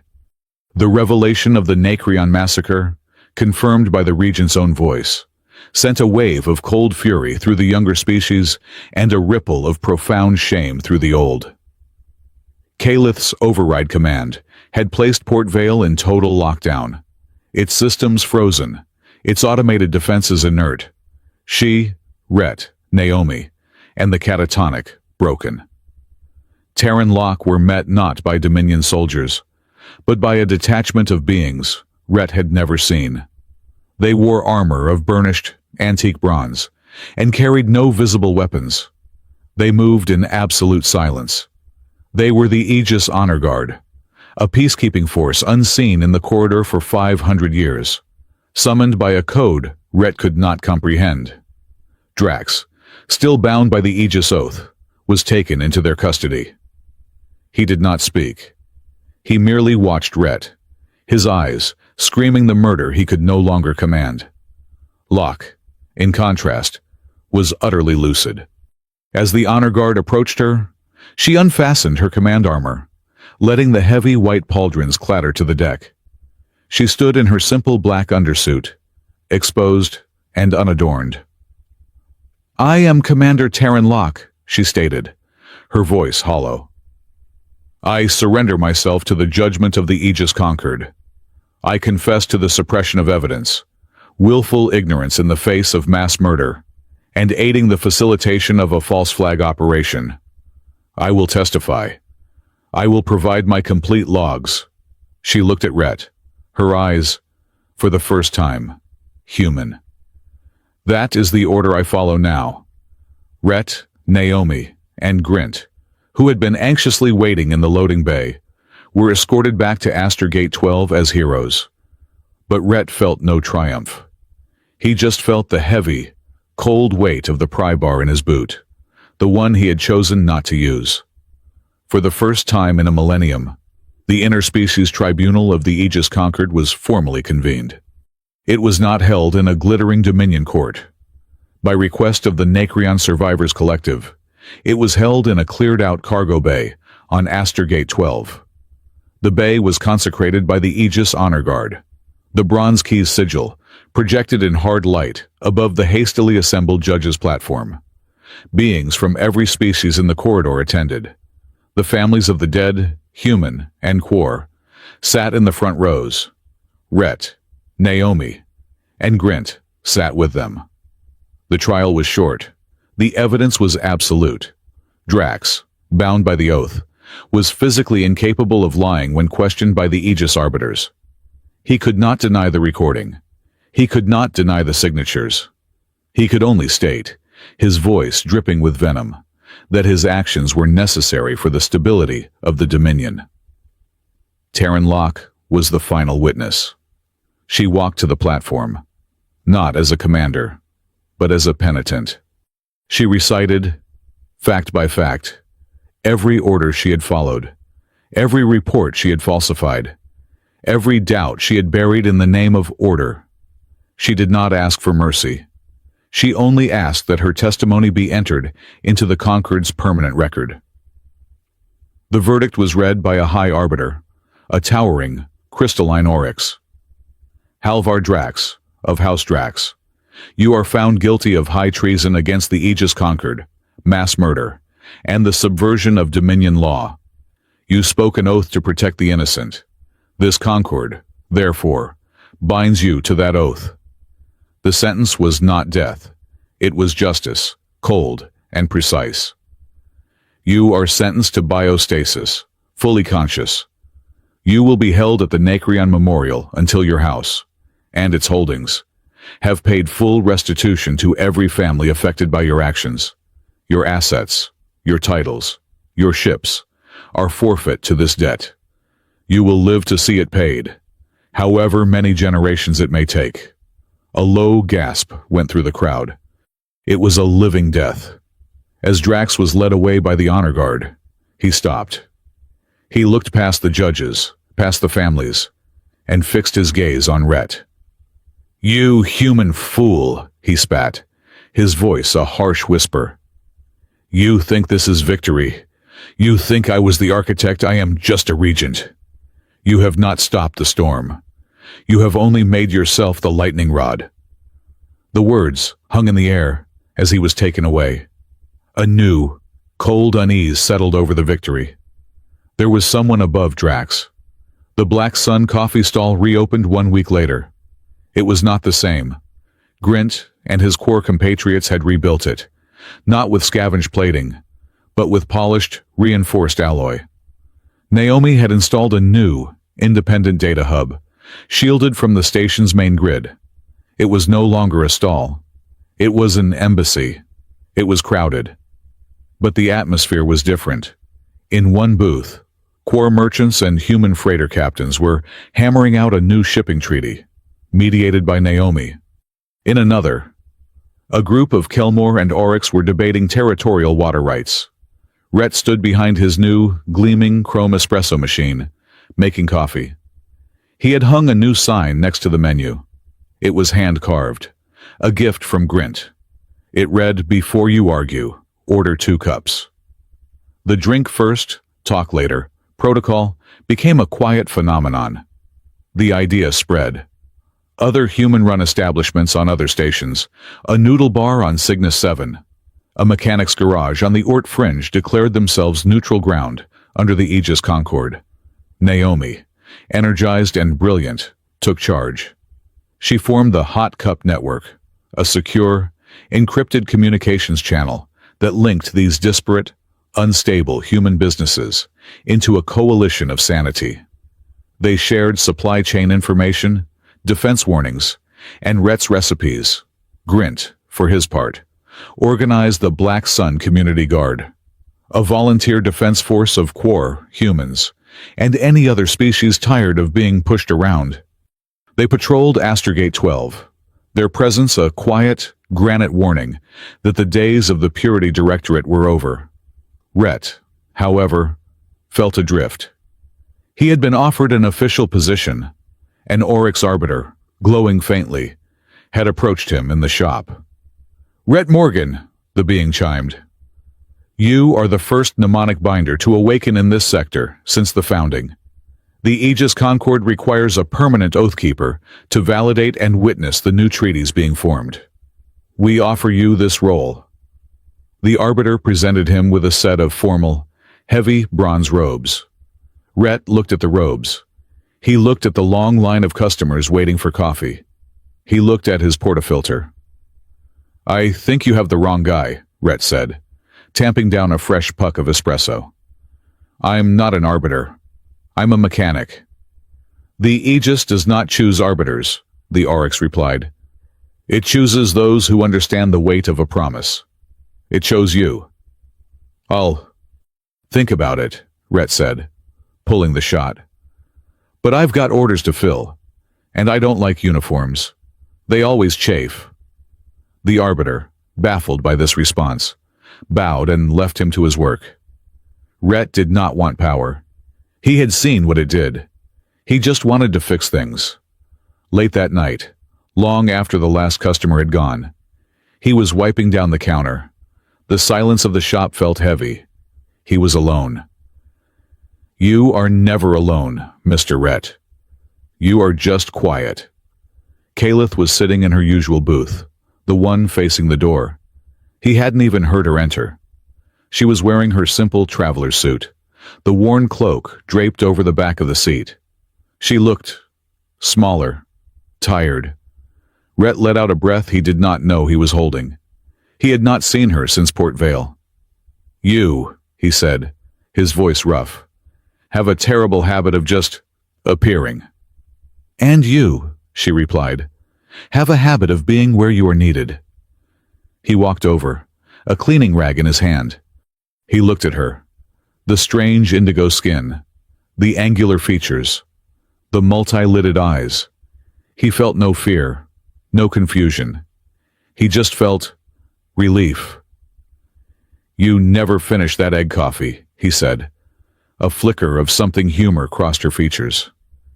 "It was very sweet, and I am told I interfered before you could charge me for it."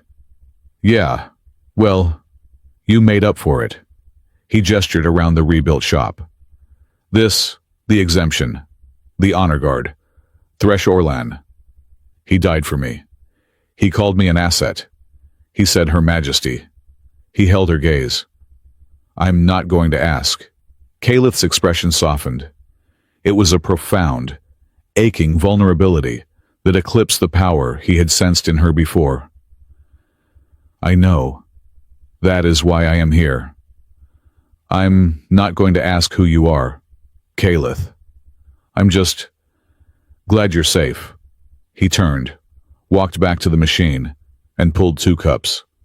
He returned to the booth and sat down opposite her, placing one of the mugs in front of her. She looked at it. It was simple. Black coffee, no foam, no eggs, no sweetener.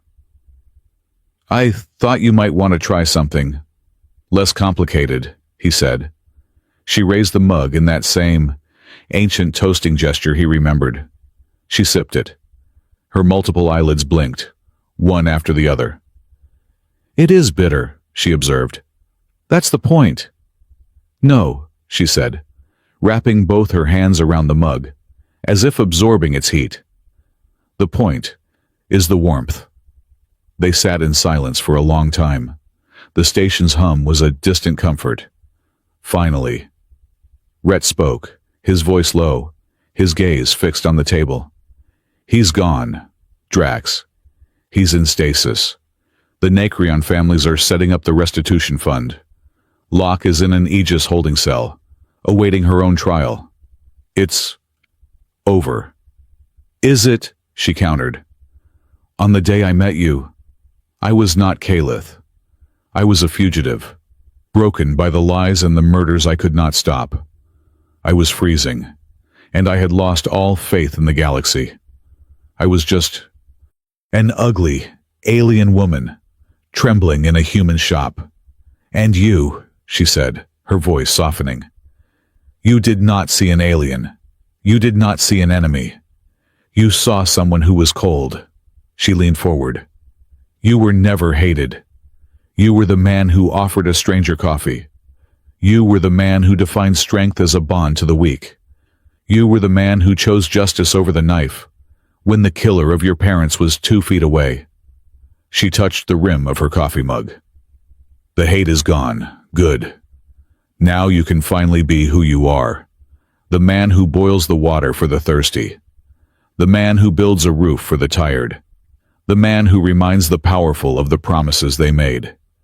She looked at him, and her gaze held the weight of 1,000 years.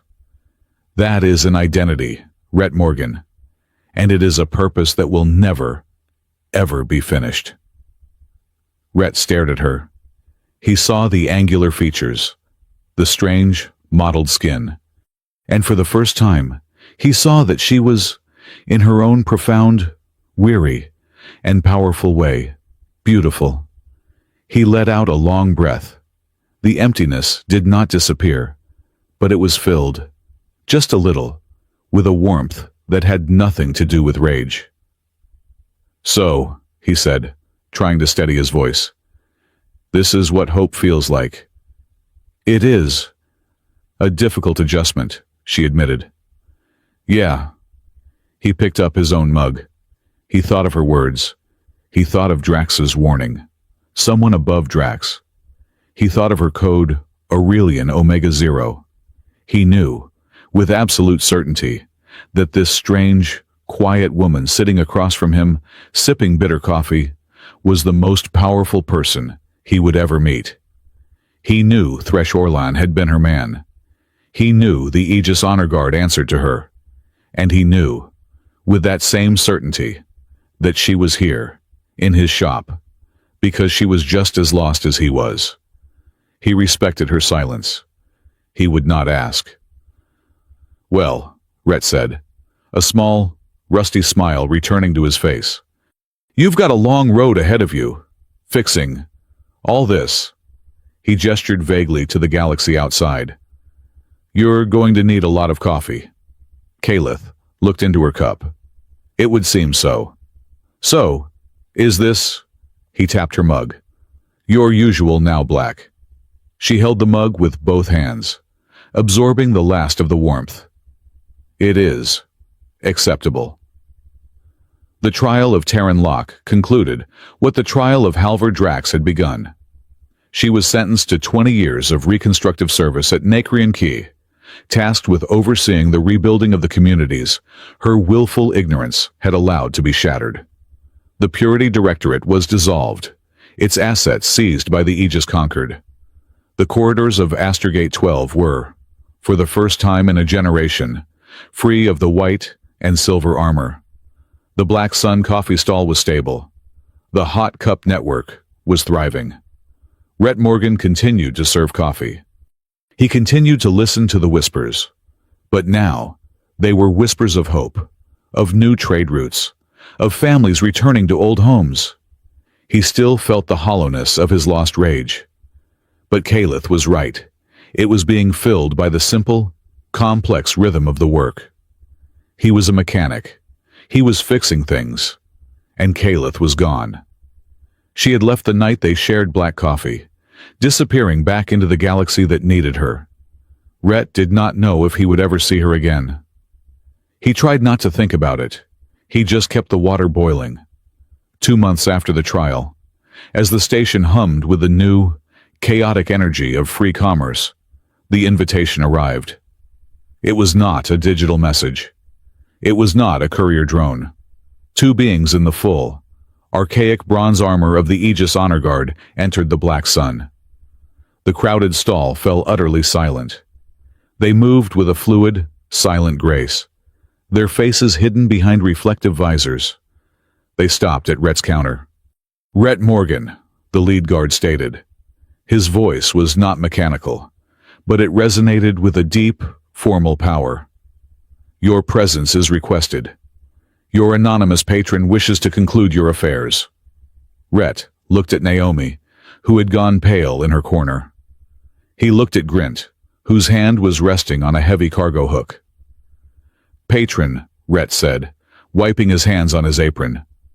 "We are authorized to escort you to the Silver Lynx Observatory, orbiting Aurelia Prime," the guard continued, ignoring the question. "Your safety is guaranteed by the Conquered."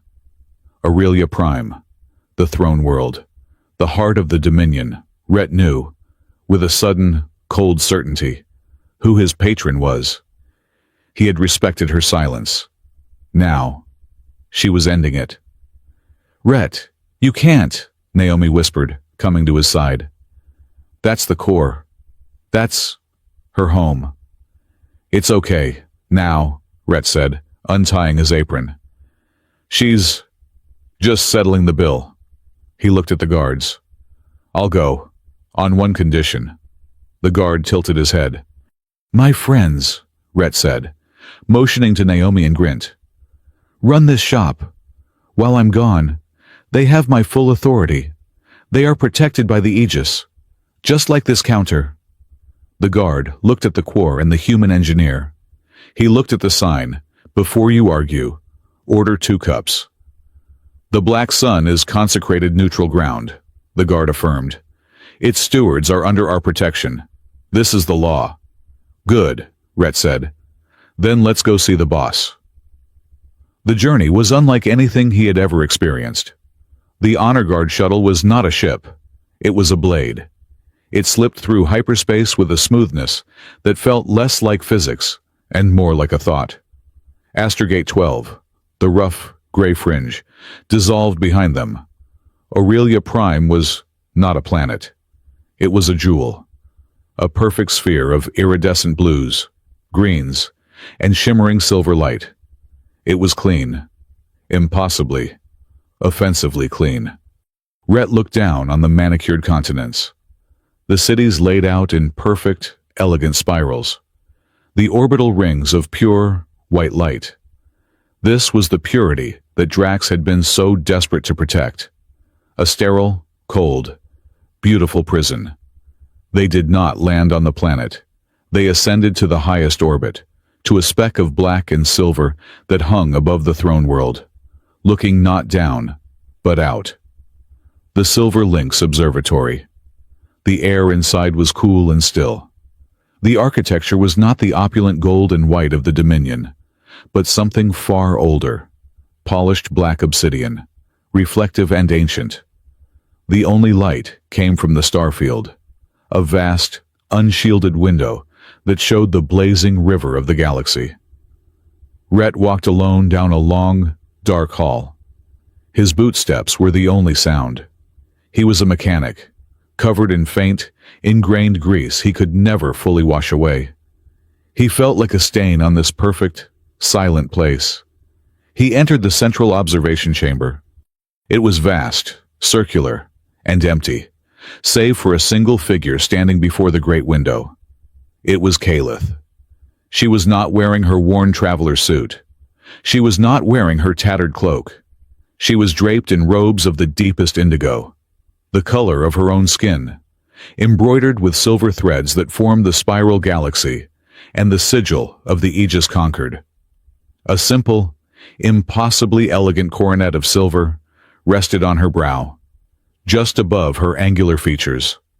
She was not the fugitive. She was not the patron. She was the throne. Rhett stopped, his breath catching in his throat.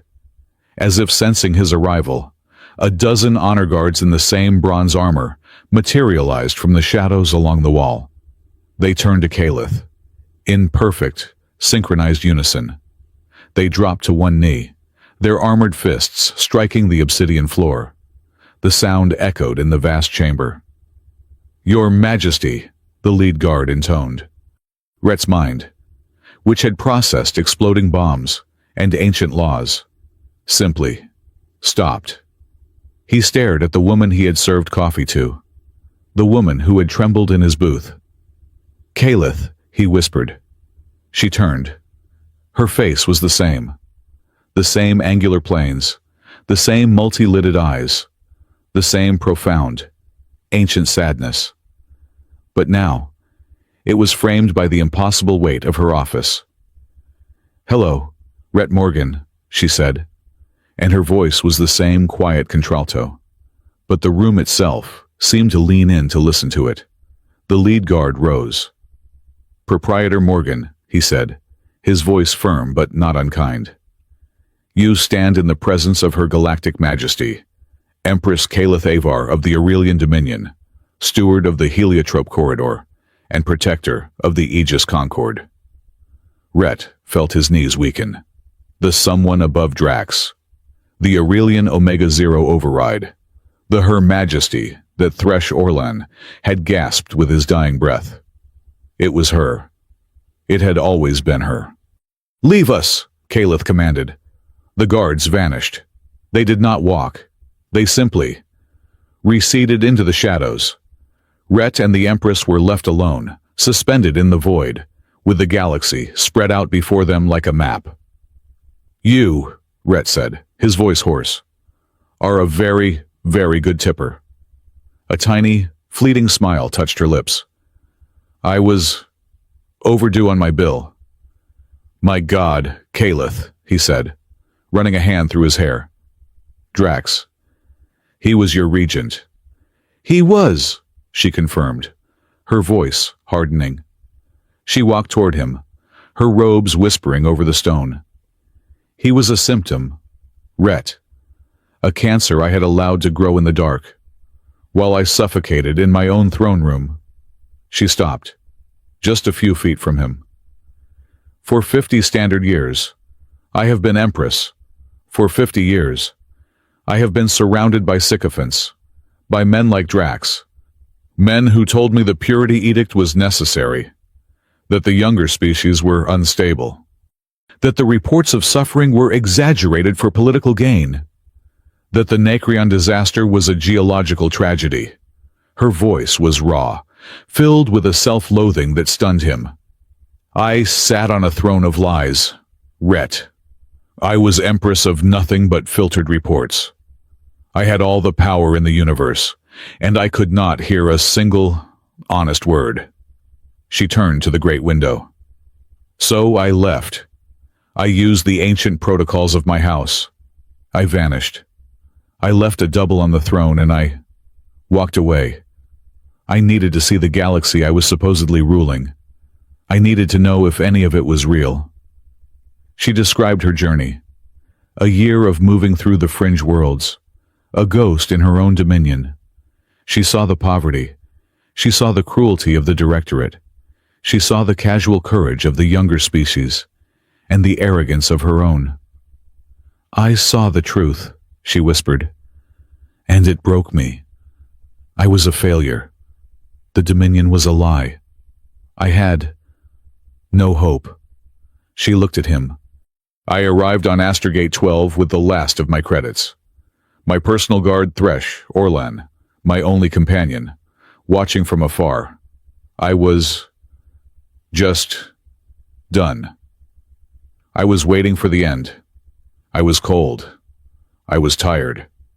I was just another ugly alien, trembling in a human shop." "And then," she said, her multi-lidded eyes holding his, "you, a human, a member of a species my court called primitive and unstable, looked at me. You did not see a Xeno. You did not see a problem. You saw someone who was cold. You gave me that coffee. That ridiculous, sweet, human drink. You joked. You were awkward, and tired, and full of your own ghosts. But you were real. It was the first honest act I had witnessed in my entire reign." "It was just coffee, Calith." "It was everything," she insisted, her voice fierce. "It was the first time I felt seen, not as a symbol, not as a title, but as a person. You reminded me what the Dominion was for, not for purity, not for power, but for this." She gestured between them. "To create a galaxy where a stranger can offer another stranger a warm drink." She paused. "You gave me my hope back, Rhett. You gave me the strength to fight my own government. You are the reason I am standing here, and not dust." Rhett was silent for a long time. He processed the weight of it all. Thresh. The money. The exemption. She had been protecting her one small spark of hope. "The Aegis key," he said, touching the bronze on his belt. "You knew what it was." "I knew of it," she corrected, "but I did not know it would work. Not for you." "Why me?" "Because of who you are, who your ancestors were." She motioned to the starry map. The Aegis conquered was not an Aurelian decree. It was a pact, forged in the ashes of the Great Collapse, 1,000 years ago. My ancestors, the Aurelians, offered the fleets and the stability. The Oryx offered the legal structure. But it was your ancestors, the humans of the first expansion, who offered the bond. They were called the Covenant Keepers, humans, possessed of a unique, empathetic resonance. They were the ones who could make the law real. They could bind oaths. They were the mnemonic binders. The law was not just text. It was a living promise, held in their blood. The Concord was built on a human soul. Rhett stared at her. My family. The line was thought lost, diluted, forgotten. My own court teaches that humans are animals. But the Aegis remembers. She smiled.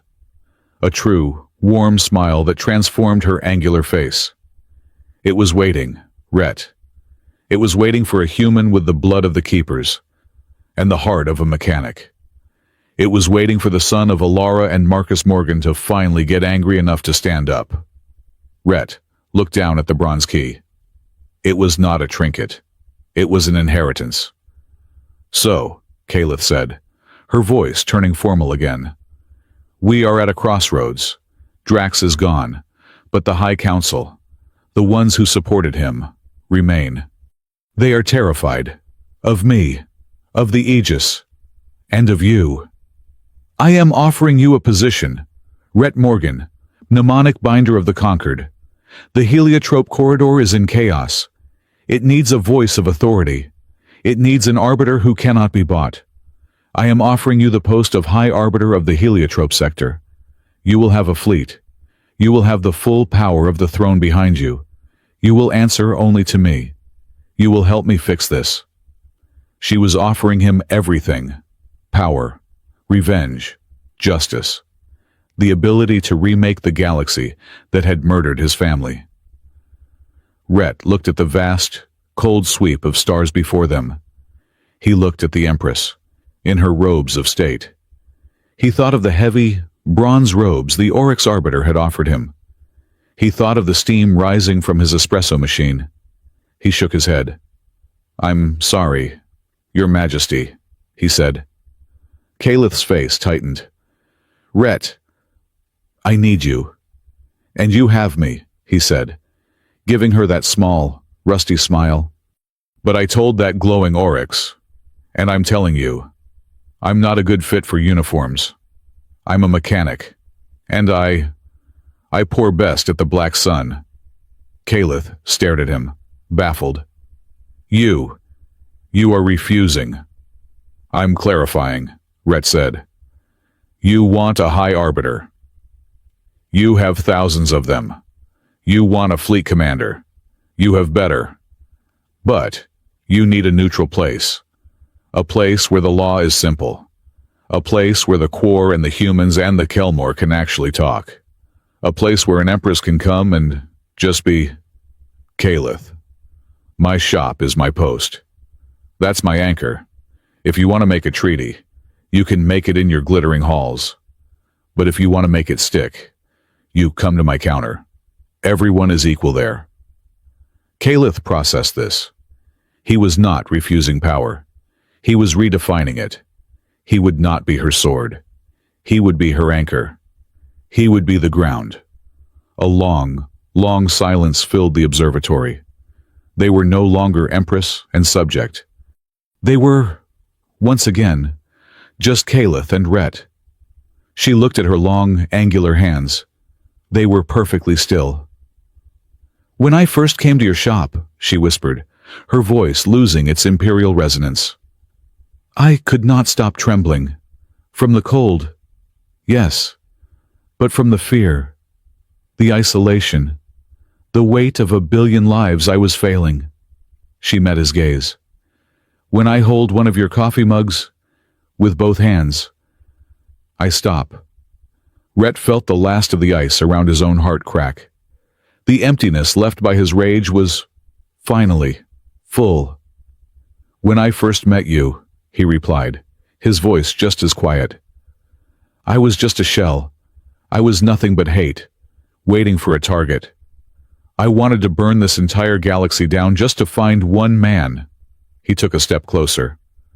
When I listen to you, I stop wanting to kill someone.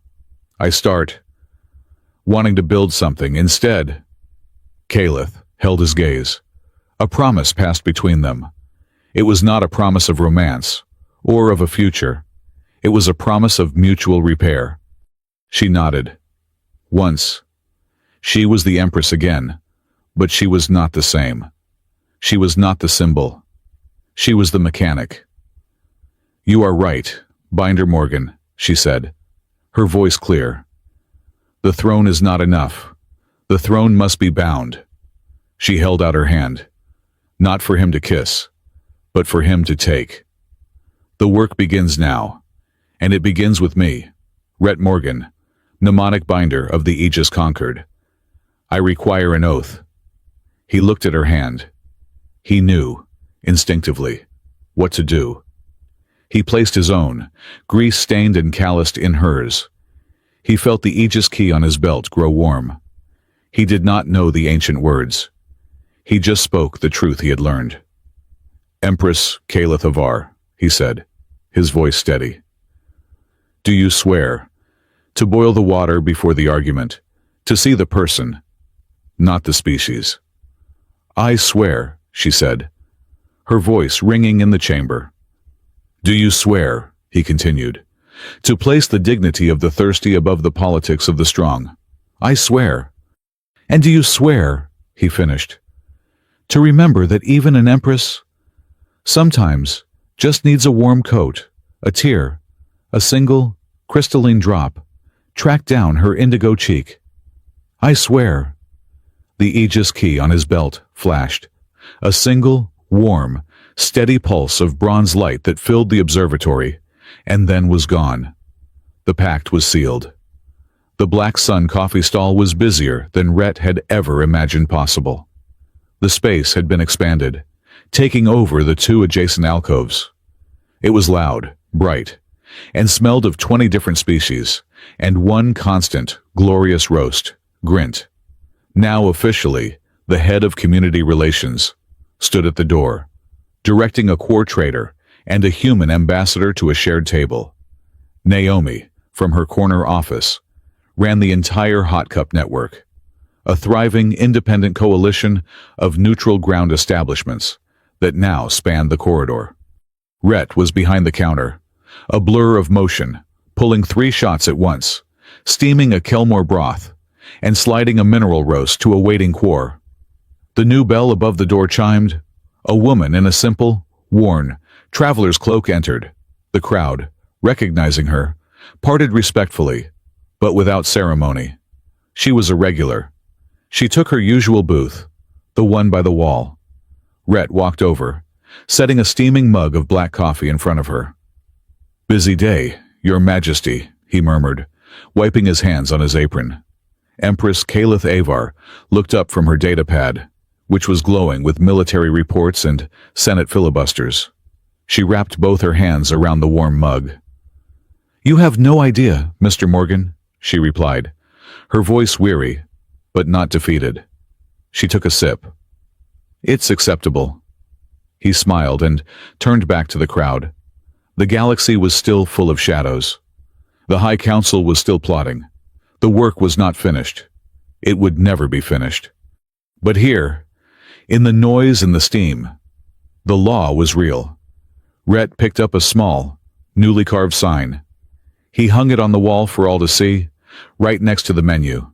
It read, Before you argue, order 2 cups. Outside, The stars of the heliotrope corridor burned on, vast and indifferent. But inside the black sun, the water was boiling.